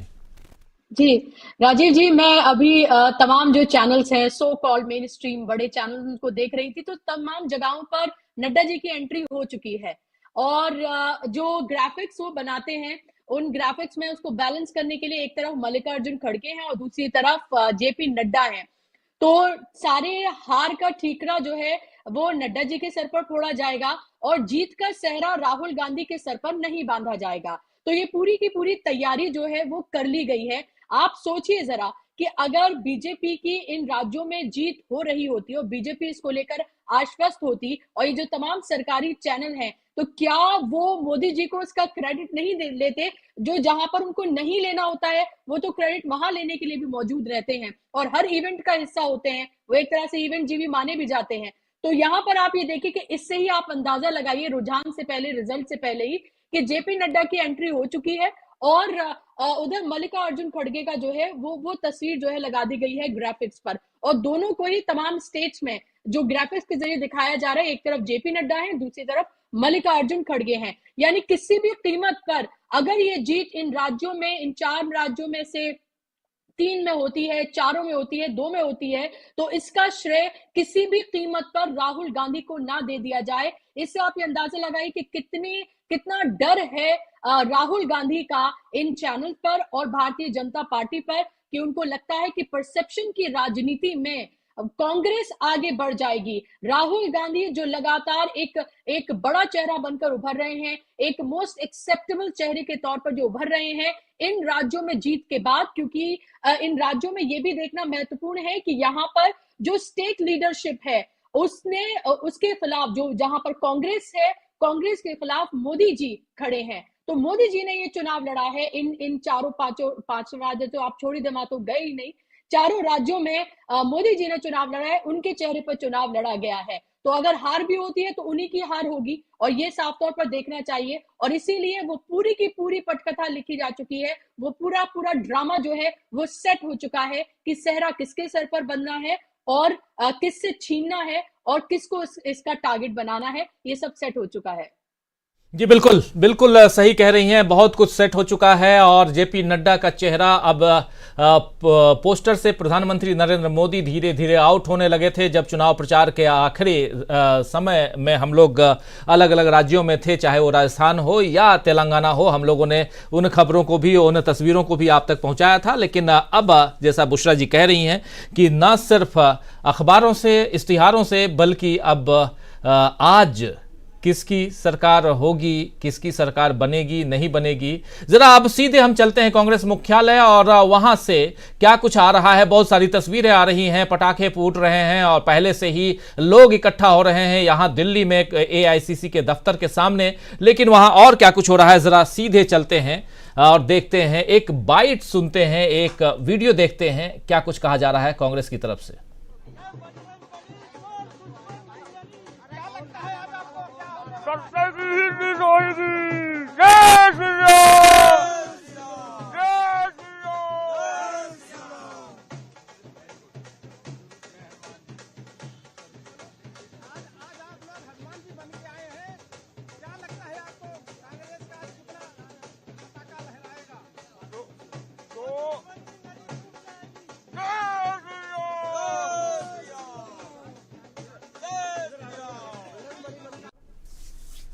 तो आप हनुमान जी की एंट्री हो चुकी है, आप देख रहे थे यहाँ पे। और डॉक्टर दीपक पाचपोर जी, देखिए हनुमान जी आ गए हैं, थोड़ी देर बाद हो सकता है राम जी भी आ जाएं, सीता जी भी आ जाएं, लेकिन परेशान बीजेपी होगी। ये बीजेपी का मुख्यालय नहीं है, ये कांग्रेस का मुख्यालय है। और कांग्रेस ने, चाहे वो कर्नाटक का चुनाव हो जहां से शुरुआत हुई बजरंगबली की, और वहां से लेकर अब इन 5 राज्यों के चुनाव, और हनुमान जी की एंट्री पहले दिखाई दे रही है। सबसे पहले हनुमान जी की एंट्री हो चुकी है। आगे क्या कुछ होने जा रहा है, और आपसे ये सवाल इसलिए कर रहा हूं क्योंकि ये सवाल जब चुनाव के दौरान भूपेश बघेल से मुलाकात हुई थी, सीएम छत्तीसगढ़, तो उनसे भी मैं पूछा था कि आपने कुछ नहीं छोड़ा। और ये आपके ऊपर बीजेपी के लोग आरोप लगाते हैं कि आपने राम को हमसे छीन लिया, हनुमान को छीन लिया, माता कौशल्या को छीन लिया, अब क्या क्या छीनोगे, गाय को, गोबर को, गौमूत्र को सब छीन लिया। तो फिर बचा क्या? सांप्रदायिक ध्रुवीकरण भी अब आप नहीं कर पा रहे हैं, तो फिर 2024 का चुनाव जीतेंगे कैसे मोदी जी? देखिए, ऐसा है कि सबसे पहले तो इसमें जो दोष है वो भारतीय जनता पार्टी, आरएसएस और उनके जो अनुषांगिक संगठन है वीएचपी, बजरंग दल, इनकी गलती है। जब आप मंदिर छोड़ के मस्जिदों के सामने जब आप नाचने लग गए, वहां पर आप जुलूस निकालने लग गए, वहां हनुमान चालीसा पढ़ने लग गए, तो हनुमान जी ने कहा कि अब मेरा यहाँ पर क्या काम रह गया है, तो अब मेरा भारतीय जनता पार्टी में भी कोई काम नहीं रह गया। तो चलिए अब मूव करते हैं कम से कम कांग्रेस के मुख्यालय में, क्योंकि कर्नाटक में जो बजरंग बली को जो इज्जत मिली, बजरंग दल से अलग कर दिया, बता दिया कि बजरंग दल जो क्या है और बजरंग बली क्या है। बजरंग बली को बड़ा सौम्य, संयमित और वाकई सही मायनों में भक्त बताया जाता है। तो जब उनका अपमान हुआ तो उसी समय ये यहाँ पे आ गए। आपको याद होगा कुछ दिनों पहले ऐसे ही एक वीडियो वायरल हुआ था जिसमें बताया जा रहा था कि कर्नाटक में हनुमान जी का काम हो गया। तो उनसे पूछा जाता है कि अब आप कहाँ जा रहे हैं, तो उन्होंने कहा अब मैं इन राज्यों में जा रहा हूँ, दूसरे राज्यों में जा रहा हूँ। तो हनुमान जी का वहां पर आना ये कोई बहुत ही अस्वाभाविक नहीं है, और ये यही होना था अल्टीमेटली। जिस तरीके से आप छत्तीसगढ़ की बात बता रहे हैं कि राम को और बजरंग बली को, कौशल्या माता को, मतलब कौशल्या माता के बारे में कोई नहीं जानता था कि राम का ननिहाल जो है वो छत्तीसगढ़ में है, और छत्तीसगढ़ में आज भी मामा जो है वो भांजे का पांव छूता है। वो इसलिए क्योंकि यहाँ पे राम को भांजा माना गया है। मैं आपको दर्शकों के लिए बता दूं, बड़ी इंटरेस्टिंग यहाँ की एक लोक कथा है जिसका पौराणिक संदर्भ भी है। खैर, तो इसमें दरअसल देखिए राजीव जी, हमें एक बात समझनी पड़ेगी कि जब भी ऐसी कोई पार्टी जो बिल्कुल दब जाए, कुचल जाए, पूरी तरीके से उसका दमन हो चुका हो, उसको वापस आने के लिए केवल कार्यकर्ता, जुलूस, रोड शो, रैली ये नहीं करना पड़ता, उसको एक माइंड गेम भी खेलना पड़ता है। महात्मा गांधी के जितने भी आंदोलन हुए हैं, आप देखिए जब से वो उतरे हैं भारत की भूमि पे दक्षिण अफ्रीका से 2012-16-15 में, उसके बाद उन्होंने माइंड गेम ही खेले, लगातार आंदोलन किए, चाहे वो कोऑपरेटिव, चाहे वो नॉन कोऑपरेशन मूवमेंट हो, चाहे वो चरखा आंदोलन हो, स्वदेशी आंदोलन हो, भारत छोड़ो आंदोलन है, लगातार एक माइंड गेम खेलते रहे। राहुल गांधी ने भी एक तरह से माइंड गेम की शुरुआत की लगभग 1.25 साल पहले से, जब उन्होंने देखा कि भारत जोड़ो यात्रा जो उनकी थी वो केवल 2-3 मायनों में मैं मानता हूं कि वो बहुत बड़ा उन्होंने एक माइंड गेम खेला, एक साइकोलॉजिकल वॉर उन्होंने छेड़ा बीजेपी के खिलाफ। सबसे पहले पार्टी के अंदर वो सबसे बड़े नेता बन के उभर गए। उन्होंने तमाम अपने कॉम्पिटिटर्स को, अपने विरोधियों को पार्टी के अंदर ये समूह और वो समूह और G23 दुनिया भर की जो चीजें थी उनको उन्होंने खत्म कर दिया और ये बता दिया कि आज भी जो है नेहरू और गांधी परिवार का महत्व जो है किस प्रकार से बना हुआ है। इसका मैं आपको उदाहरण देता हूं। उन्होंने 4000 किलोमीटर की यात्रा निकाली। 4000 किलोमीटर की यात्रा अपने आप में इतनी एक शॉकिंग वेव थी विरोधी दलों के लिए, और तमाम उन राज्यों से भी गुजरे जहां उनकी सरकारें नहीं थी। कुछ जगह उनके फ्रेंडली सरकारें थी, कुछ जगह होस्टाइल सरकारें थी, लेकिन 4000 किलोमीटर चल के एक तरह से उन्होंने सबसे पहले तो यही स्थापित कर दिया कि आप मुझे जो समझते हैं मैं वैसा नहीं हूं। आप मुझे, मतलब मेरा अपना मानना है कि भारत की राजनीति में मोस्ट अंडर एस्टिमेटेड लीडर अगर कोई रहा लंबे समय तक तो राहुल गांधी थे, और इसी के कंट्री सबसे ओवर एस्टिमेटेड लीडर अगर कोई रहा तो मोदी जी थे।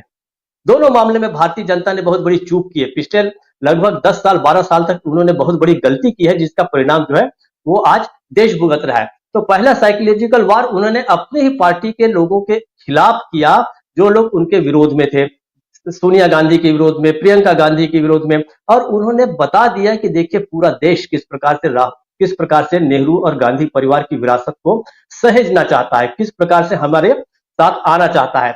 दूसरा माइंड गेम उन्होंने जनता के बीच खेला। 4000 किलोमीटर की यात्रा के दौरान उन्होंने अपना जो असली चरित्र है, अपनी क्वालिटीज है, अपने एक सुलझे हुए इंसान होने का जो सबूत है, एक जो संवेदनशील उनके पास हृदय है, करुणा है, ममत्व है, ये सारी चीजें वो बांटते बांटते 4000 किलोमीटर चले।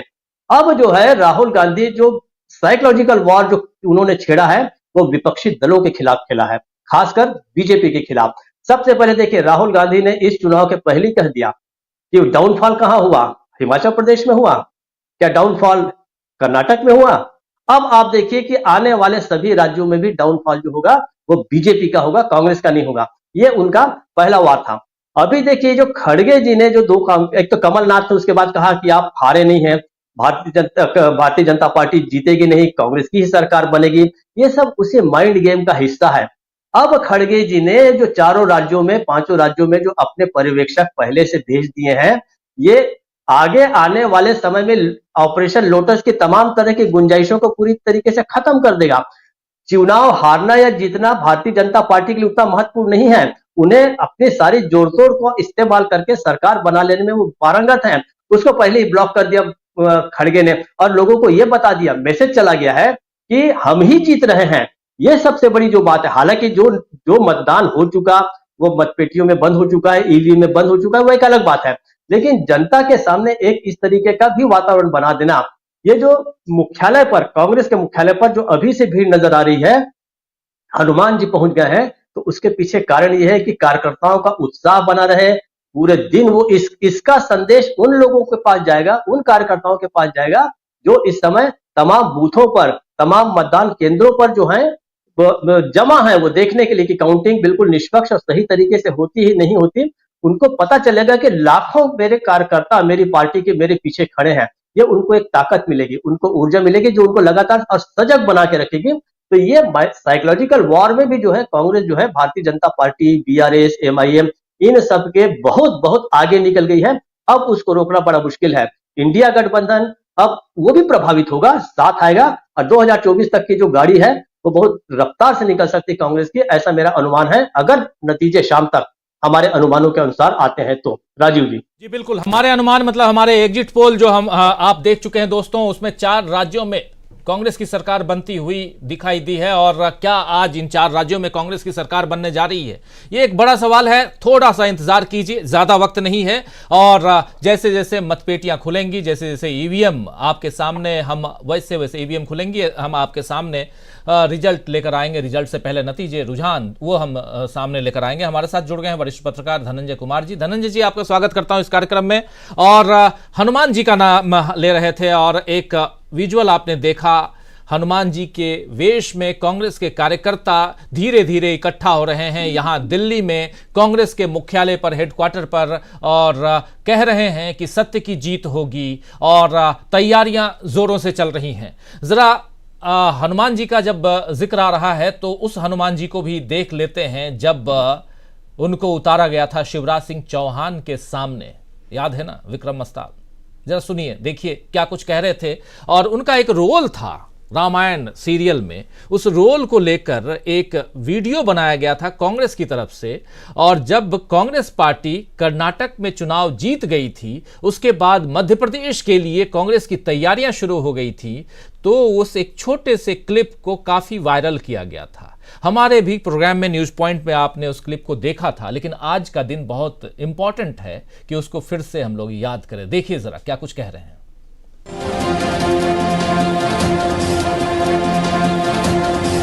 प्रभु, आपके आशीर्वाद से कर्नाटक में सत्य की जीत हुई। अब क्या आज्ञा प्रभु? हे हनुमान, अब मध्य प्रदेश की ओर प्रस्थान करो। अब तुम्हें भक्त कमलनाथ की विजय पताका लहरानी है। तो हे प्रभु, क्या आज्ञा है? और आज्ञा आपने सुन लिया। ये विक्रम मस्ताल हैं और चुनाव लड़ रहे हैं सीधे शिवराज सिंह चौहान के सामने विदिशा से। और सबसे बड़ी बात ये कि यहाँ कहा जा रहा है कि अब भक्त कमलनाथ की मदद करो जाकर। और ये चीज़ें कांग्रेस की तरफ से पहले दिखाई नहीं देती थी। कांग्रेस पार्टी जो कुछ कर रही थी। ये तस्वीरें मध्य प्रदेश की हैं। ज़रा मध्य प्रदेश की ये तस्वीरें आप देखिए, और महत्वपूर्ण इसलिए है क्योंकि यहाँ पर अब तैयारियां चल रही हैं काउंटिंग पर जाने की। और कांग्रेस पार्टी की तरफ से, दूसरे दलों की तरफ से डाक मतपत्र, स्ट्रांग रूम की तस्वीरें आ रही हैं सामने। और ये देखिए, सील बंद स्ट्रांग रूम, ये जरूरी है। लेकिन कल कुछ तस्वीरें आपके सामने हमने पेश की थी, और उन तस्वीरों में आपने देखा कि कांग्रेस के कार्यकर्ता काफी नाराजगी जता रहे थे, और वो भी चुनाव आयोग के जो कर्मचारी हैं उनके सामने, और कह रहे थे कि यहाँ सील बंद क्यों नहीं है, और क्या यहाँ गड़बड़ी हुई है, धांधली हुई है। ये सारी तस्वीरें आप तक हम लाते रहेंगे। और अभी तैयारियां शुरू हो गई हैं, और अभी से ठीक 29 मिनट बाद हम आप तक पेश करेंगे, पहुंचाएंगे पल पल की वो रिपोर्ट्स जहां से रुझान सामने। जो साथी बाद में जुड़े हैं हमारे साथ, जो लेट जगे हैं, सोकर उठे हैं, क्योंकि अब तो रात जो है देर से होती है, तो सुबह भी देर से होती है। तो जो जग चुके हैं, जो ऊँघ रहे हैं, अंगड़ाइयाँ ले रहे हैं, उन सबको गुड मॉर्निंग, सत श्री अकाल, सलाम, आदाब कहता हूँ।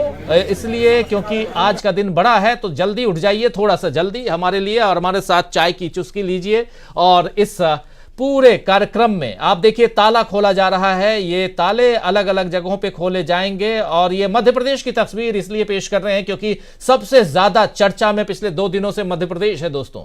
मध्य प्रदेश में जब से मध्य प्रदेश के जो एग्जिट पोल आए हैं, उसके बाद से तस्वीरें कुछ और हो गई हैं, कहा कुछ और जा रहा है। और उसमें बहुत सारे एग्जिट पोल्स जो हैं वो मध्य प्रदेश में कांग्रेस की सरकार बना रहे हैं, तो कुछ ऐसे एग्जिट पोल्स भी हैं जहां बीजेपी की बम्पर जीत बताया जा रहा है।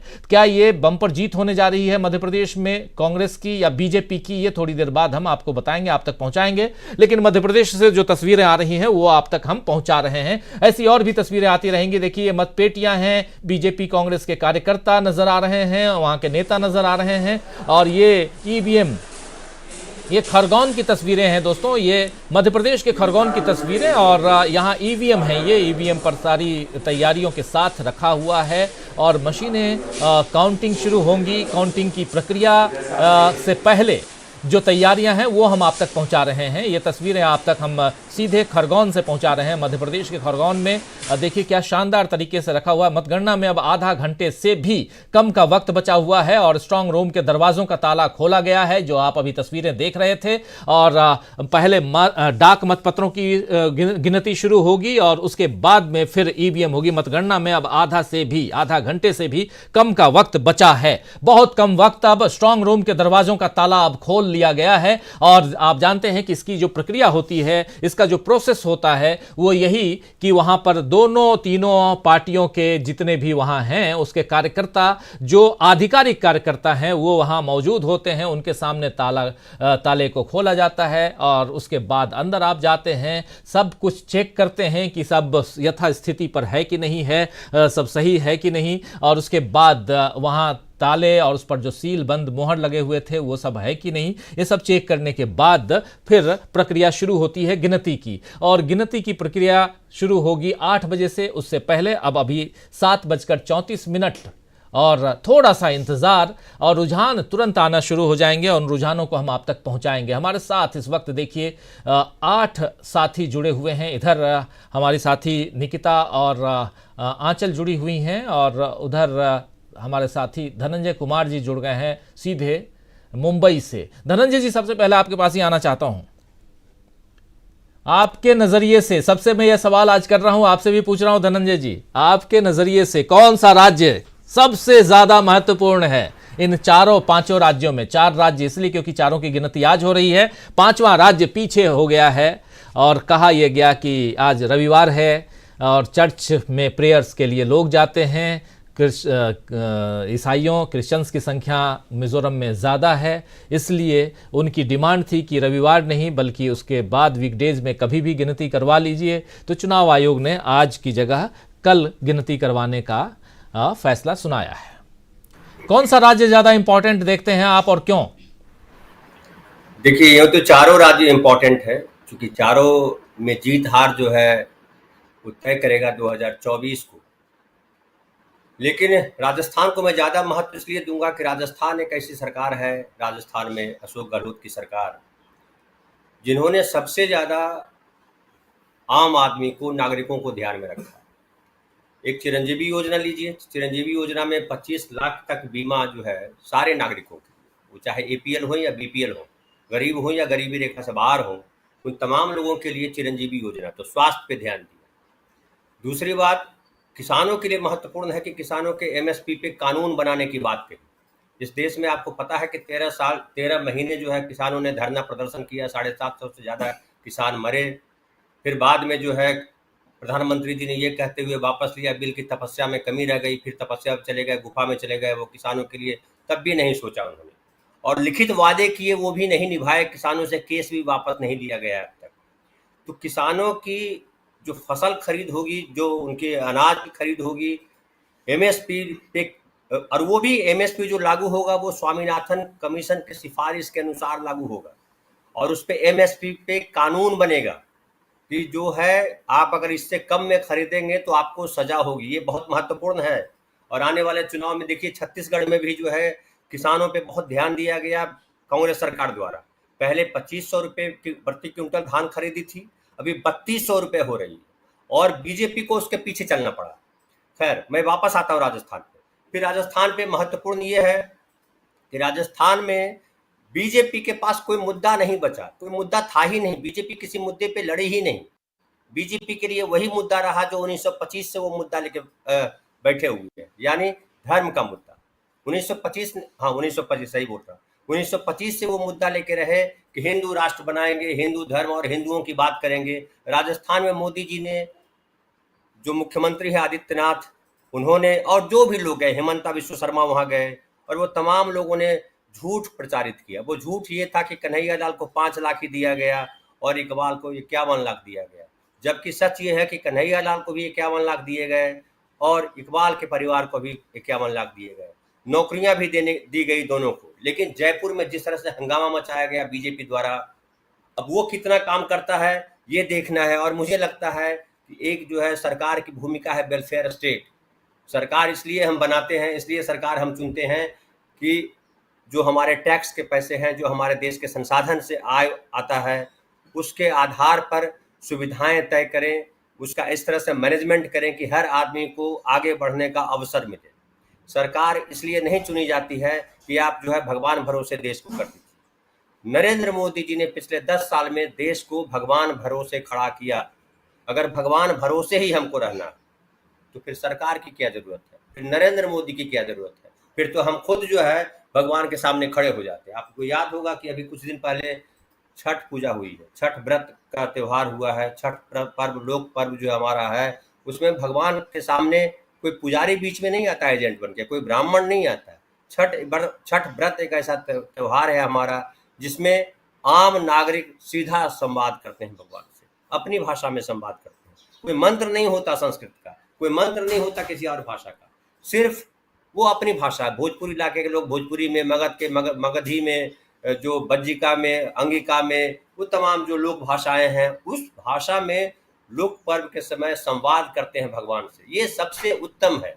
इसलिए ईश्वर, अल्लाह, जो भी कहिए, वो सबकी अपनी अपनी भाषा में आप याद करते हैं, लेकिन आप याद उसी को करते हैं जो एको अहम द्वितीयो नास्ति जो बोल रहे हैं, वो दरअसल ईश्वर के लिए है कि ईश्वर एक है, परमात्मा एक है। वो चाहे अल्लाह के नाम से पुकारे, भगवान के नाम से पुकारे।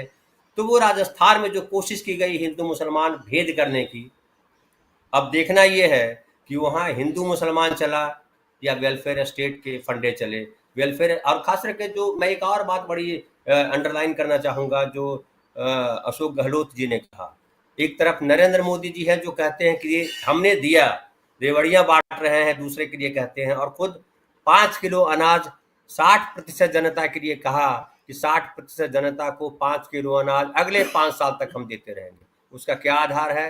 कोई साइंटिफिक आधार उनके पास नहीं है। कितने गरीब हैं ये उनको पता नहीं है।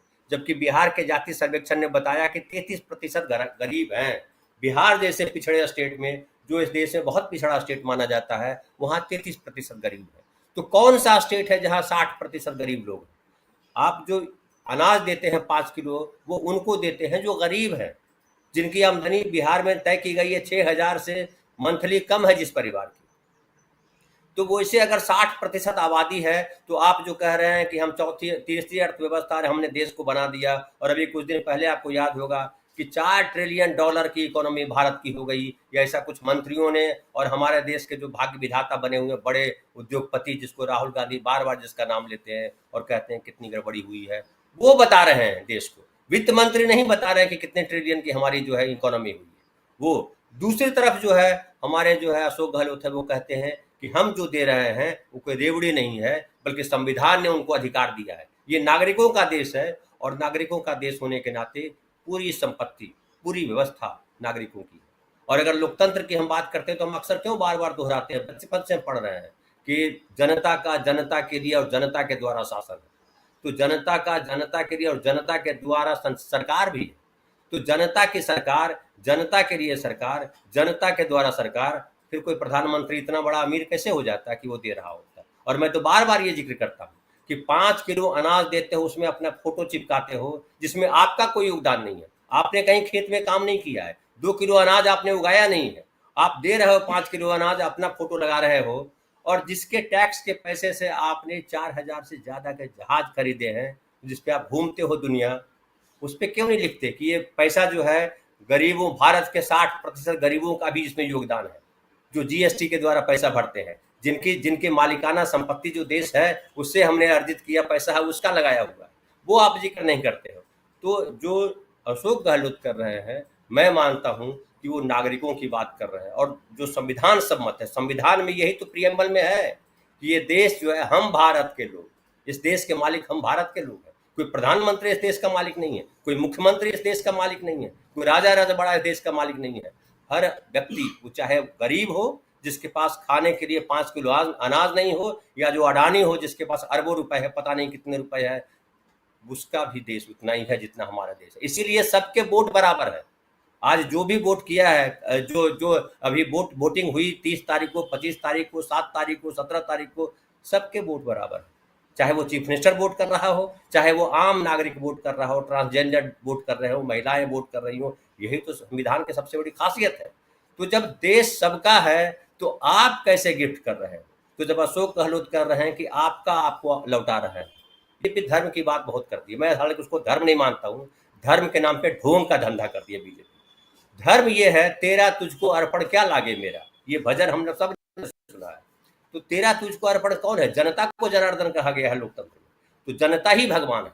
तो जब जनता भगवान है, जनता भगवान क्यों है? क्योंकि लोकतंत्र में किसको चीफ मिनिस्टर की कुर्सी पे बिठाना है, 2 बजे के बाद पता चल जाएगा कौन चीफ मिनिस्टर की कुर्सी बिठाया, कौन बिठा रहा है। क्या नरेंद्र मोदी बिठाएंगे चीफ मिनिस्टर की कुर्सी पे, या आम आदमी बिठाएगा?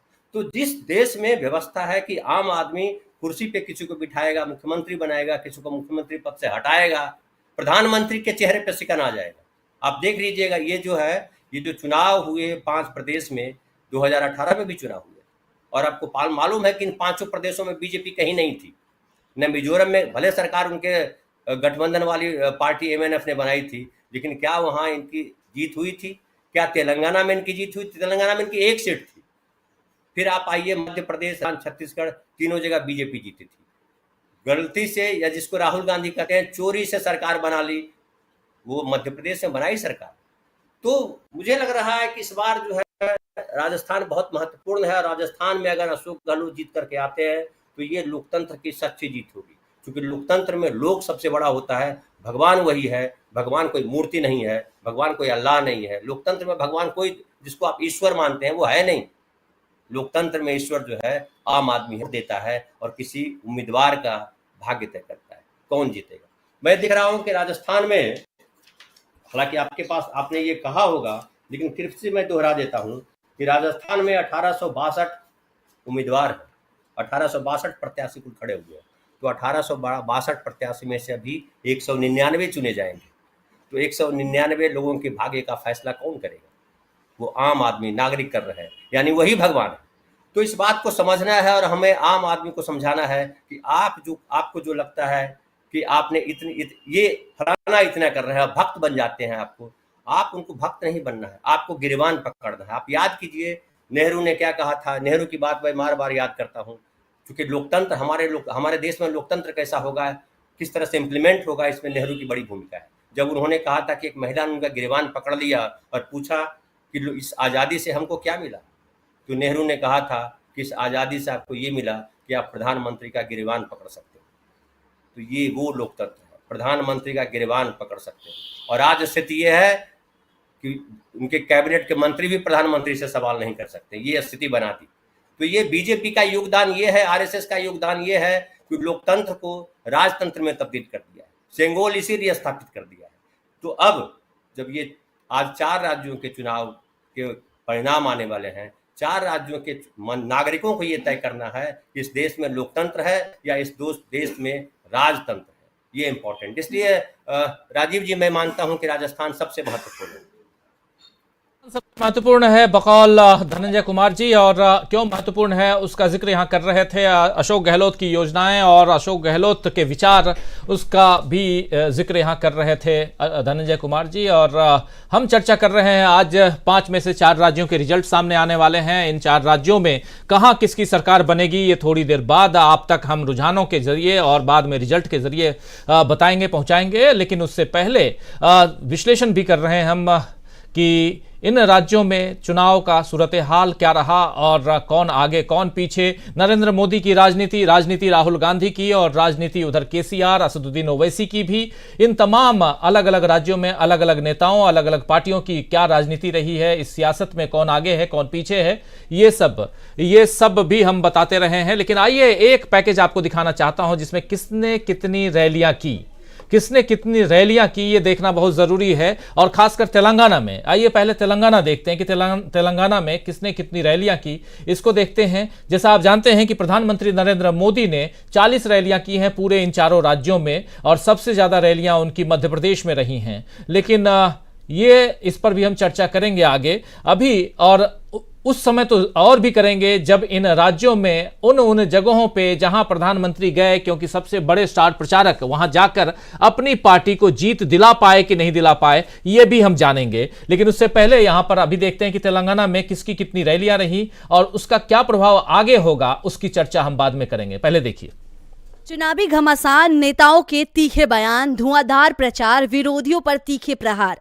जब चुनाव आता है तब गलियों से लेकर चौराहों तक प्रचार का शोर गूंजता है।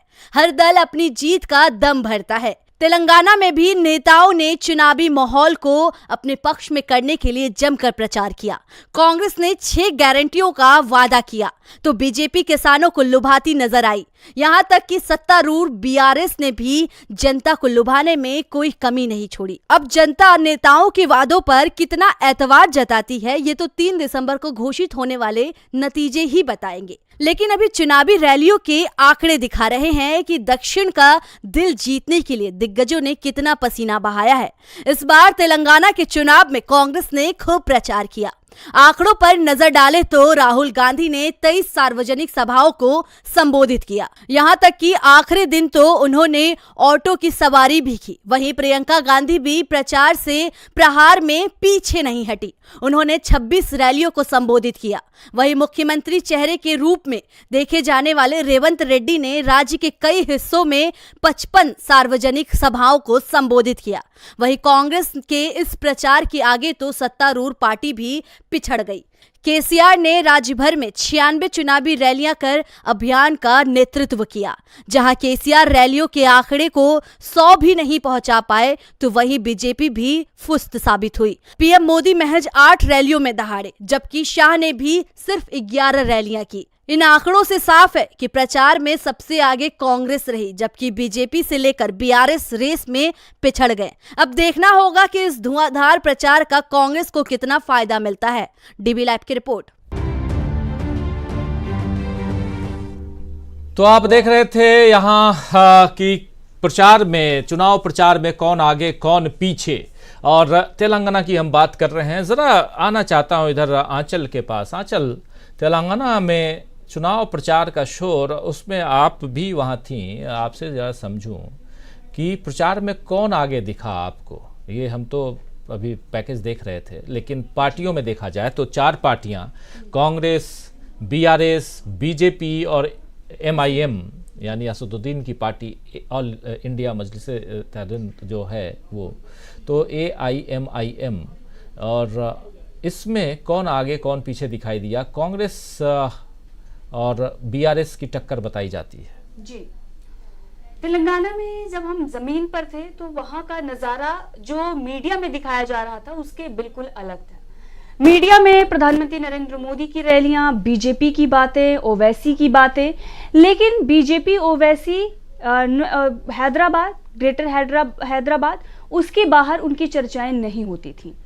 सबसे ज्यादा अगर कोई दिखाई दे रहा था तो वहां पर बीआरएस और कांग्रेस ही दिखाई दे रही थी। हाँ, 1-2 निर्दलीय जो उम्मीदवार हैं वो भी वहां पर नजर आते थे, लेकिन सबसे ज्यादा जो जमीन पर दिखाई दे रहे थे चुनाव प्रचार में वो कांग्रेस के कार्यकर्ता थे, कांग्रेस के नेता थे। इसका मतलब ये है कि कांग्रेस मजबूती के साथ जमीन पर उतरकर लड़ाई लड़ रही थी। अगर आप राहुल गांधी, प्रियंका गांधी को देखें तो जिस दिन चुनाव प्रचार का आखिरी दिन था उस दिन तक उन्होंने लड़ाई लड़ी है। तो इसीलिए जो तेलंगाना में बताया जा रहा था कि केसीआर जो है वो हैट्रिक लगाने वाले हैं, तीसरी बार भी सत्ता में आने वाले हैं, अब चुनाव आते आते लोगों की जुबान पर ये बातें आने लगी कि नहीं, यहाँ पर कांग्रेस मजबूती के साथ आगे बढ़ी है और कहीं ना कहीं राहुल गांधी की जो रणनीति है वो काम आई है और राहुल गांधी ने तेलंगाना जीत लिया है, लोगों का दिल जीता है और अब हो सकता है कि तेलंगाना में कांग्रेस की सरकार भी आ जाए। और जैसा कि हमने देखा कि डीबी लाइव की जो हमारी पोल है उसमें भी हमने आपको दिखाया है कि 78 सीटें जो हैं वो कांग्रेस को मिलती हुई नजर आ रही हैं, जो बहुमत से कहीं ज्यादा है। तो तेलंगाना में सरकार, अगर हमारे जो आंकड़े हैं वो नतीजों में तब्दील होते हैं तो सरकार कांग्रेस की ही बन रही है। जमीन पर कांग्रेस के द्वारा काम किया गया है, इसीलिए सरकार जो है वो कांग्रेस की बनती हुई नजर आ रही है। तो जब हम वहां घूम रहे थे और जो देख रहे थे जमीन पर, हमें सबसे ज्यादा कांग्रेस का चुनाव प्रचार नजर आ रहा था। लोग जो मिल रहे थे, महिलाएं मिल रही थी, जो युवा मिल रहे थे, वो सभी बात कर रहे थे कि कांग्रेस को इस बार आना चाहिए, बदलाव तो होना चाहिए, क्योंकि 10 साल हमने बीआरएस को दिया, बेरोजगारी बढ़ी, काम, अगर जो चर्चाएं होती हैं कि काम हो रहा है, काम उन लोगों के लिए होता है जो उनके नजदीकी होते हैं, जो बड़े लोग हैं, जो आम जनता है, जो गरीब जनता है, उसके लिए कुछ खास काम नहीं किए गए हैं। इसीलिए हम नहीं चाहते कि यहाँ पर फिर से बीआरएस की सरकार आए। तो जमीन का हाल कुछ ऐसा था। बिल्कुल, जमीन का हाल कैसा था? जमीन पर यानी ग्राउंड पर ग्राउंड रिपोर्टिंग करती हुई आंचल वहां देखकर जो आई हैं उसका सूरत हाल आपको बता रही थी कि लोग, वहां की महिलाएं खासकर, इस बार कांग्रेस की तरफ रुझान उन लोगों का देखा गया। और इतना ही नहीं, एक बात वहां और होती थी कि राहुल को लाना है। हम लोगों ने पूछा, आप याद कीजिए कि हम लोग जब पूछ रहे थे राहुल को लाना है, क्या राहुल को यहाँ सीएम बनाना है, तो कहते नहीं, राहुल को पीएम बनाना है और उसके लिए पहले यहाँ कांग्रेस की सरकार बनानी है। तो आर फैक्टर वहां काम करता हुआ दिखाई दिया। आर फैक्टर में एक रेवंत और दूसरे यानी रेवंत रेड्डी और दूसरे राहुल गांधी, और इस आर फैक्टर की चर्चा खूब हो रही थी तेलंगाना में। क्या ये आर फैक्टर वहां कमाल कर पाएगा, ये देखेंगे हम थोड़ी देर बाद, अभी से ठीक 7 मिनट बाद।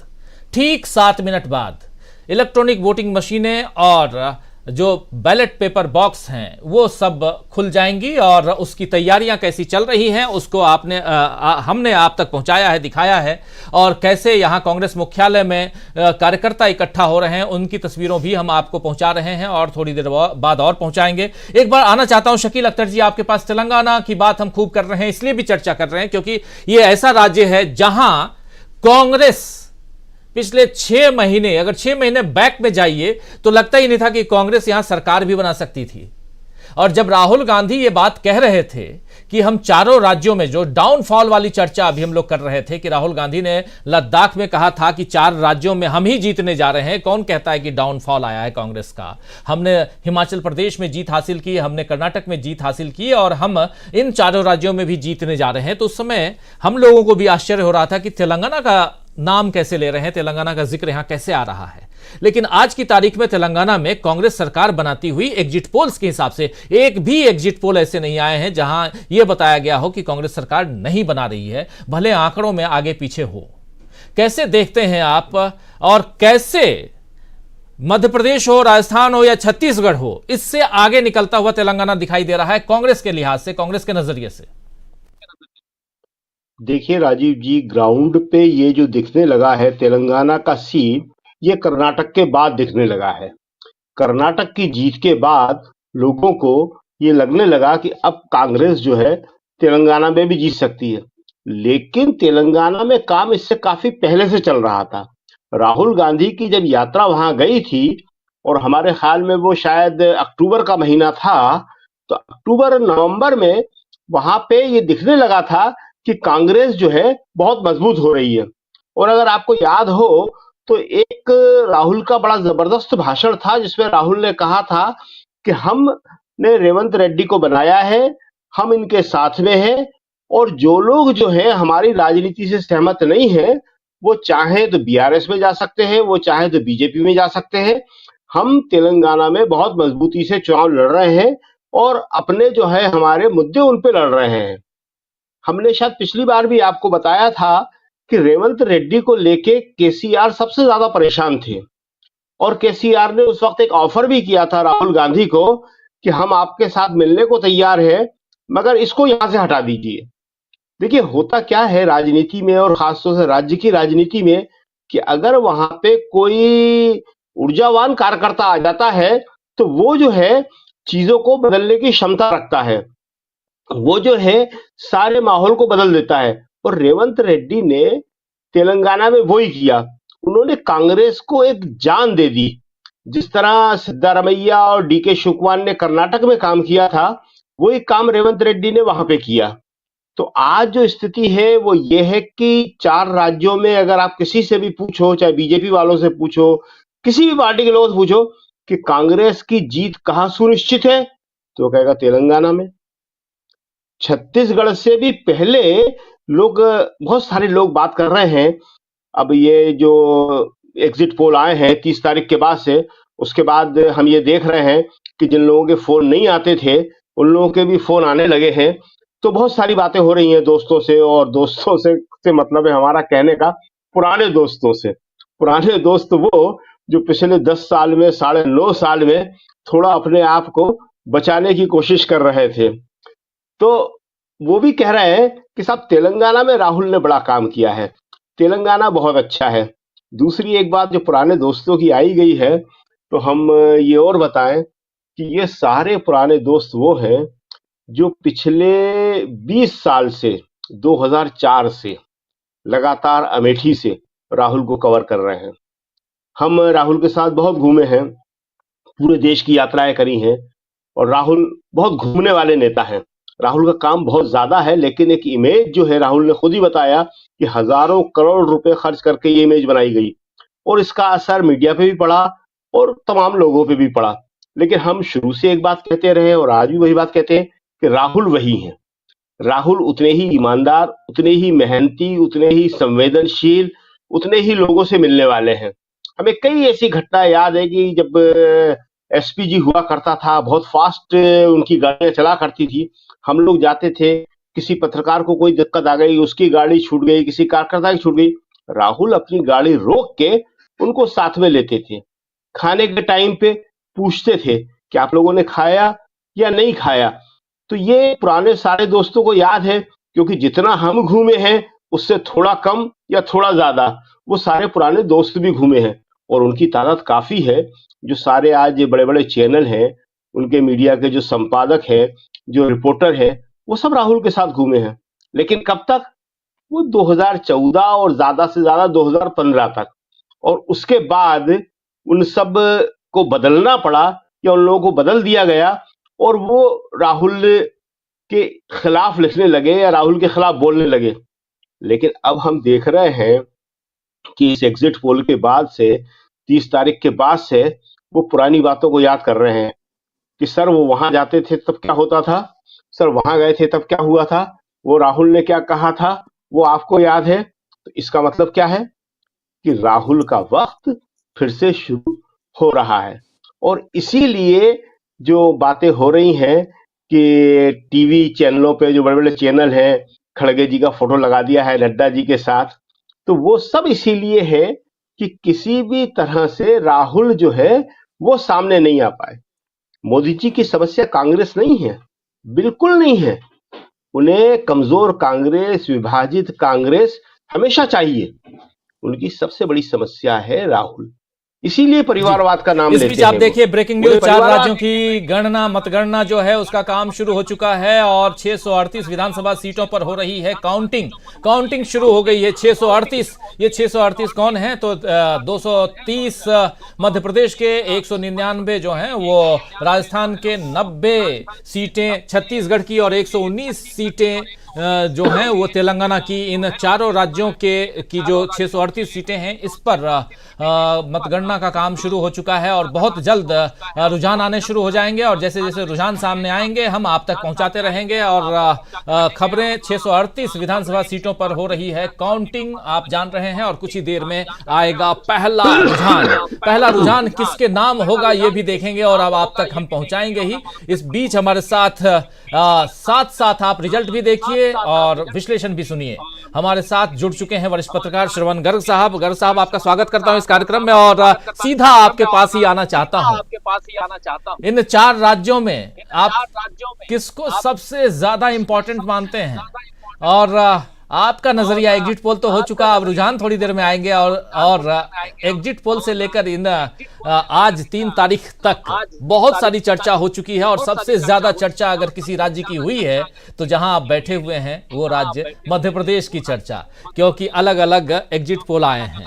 आपका नजरिया जरा समझना चाहता हूं कि कौन सा राज्य ज्यादा इंपॉर्टेंट दिखाई दे रहा है सियासत के तौर पर, कांग्रेस या बीजेपी के सियासी जो हालत है उस हिसाब से भी, और मध्य प्रदेश में आखिर क्या होने जा रहा है?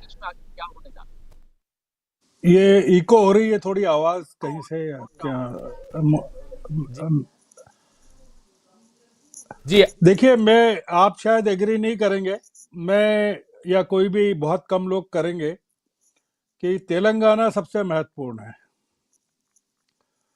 शायद क्योंकि मध्य प्रदेश के नतीजे लोग जानना चाहते हैं, पर जो तेलंगाना है वो इस देश का और कांग्रेस का और राहुल गांधी का भविष्य है। तेलंगाना एक ऐसा राज्य है जहां कांग्रेस का इमर्ज होना राख में से, ये सबसे बड़ी घटना है। कांग्रेस कहीं नहीं थी और वहां एक छत्र राज्य केसीआर के परिवार का रहा है तेलंगाना बनने के बाद से, 2014 के बाद से। और जिस स्थिति में कांग्रेस थी वहां तेलंगाना में, वहां से निकाल के आज इतने परिवर्तन करके वहां तेलंगाना की राजनीति में राहुल गांधी और गांधी परिवार ने जितना वहां, मतलब इतनी जबरदस्त पकड़ है केसीआर की और ओवैसी के परिवार की वहां हैदराबाद के इलाके में, और ओल्ड हैदराबाद के इलाके में और तेलंगाना के इलाके में, कि उसको तोड़ना और इमर्ज होना, ये मैं मानता हूं कि सबसे बड़ी घटना है। ये मध्य प्रदेश जहां मैं बैठा हूं वो तो खैर अपने आप में एक बड़ा, थोड़ा सा रोकना चाहूंगा गर्ग साहब, थोड़ा रोकना चाहूंगा। पहला रुझान मध्य प्रदेश का आपके सामने है। मध्य प्रदेश में बीजेपी 3 सीटों पर आगे और कांग्रेस पार्टी भी 3 सीटों पर आगे, ये पहला रुझान आप देख रहे हैं। और छत्तीसगढ़ में भी पहला रुझान छत्तीसगढ़ से आ चुका है, जहां कांग्रेस पार्टी 1 सीट पर आगे है। तो ये रुझान आप तक हम पहुंचाते रहेंगे, स्क्रीन पर आप देखते रहिए। और उधर मध्य प्रदेश में बहुत तेजी से रुझान जो है वो आप देख रहे हैं बदलते हुए। कभी बीजेपी 5 सीटों पर अभी और कांग्रेस 4 सीटों पर, और इधर राजस्थान में बीजेपी 3 सीटों पर आगे है। ये बैलेट पेपर बॉक्स अभी खुले हुए हैं, जैसा पहले हम बता चुके हैं आपको। और बैलेट पेपर की गिनती, और ये वो होते हैं जो सरकारी कर्मचारी और उसके अलावा 80 साल से ऊपर के विकलांग भी और 80 साल से ऊपर के लोग भी जो है उनके वोट गिने जा रहे हैं। और अलग अलग राजस्थान में 2 सीटों पर अब कांग्रेस आगे है, बीजेपी 3 सीटों पर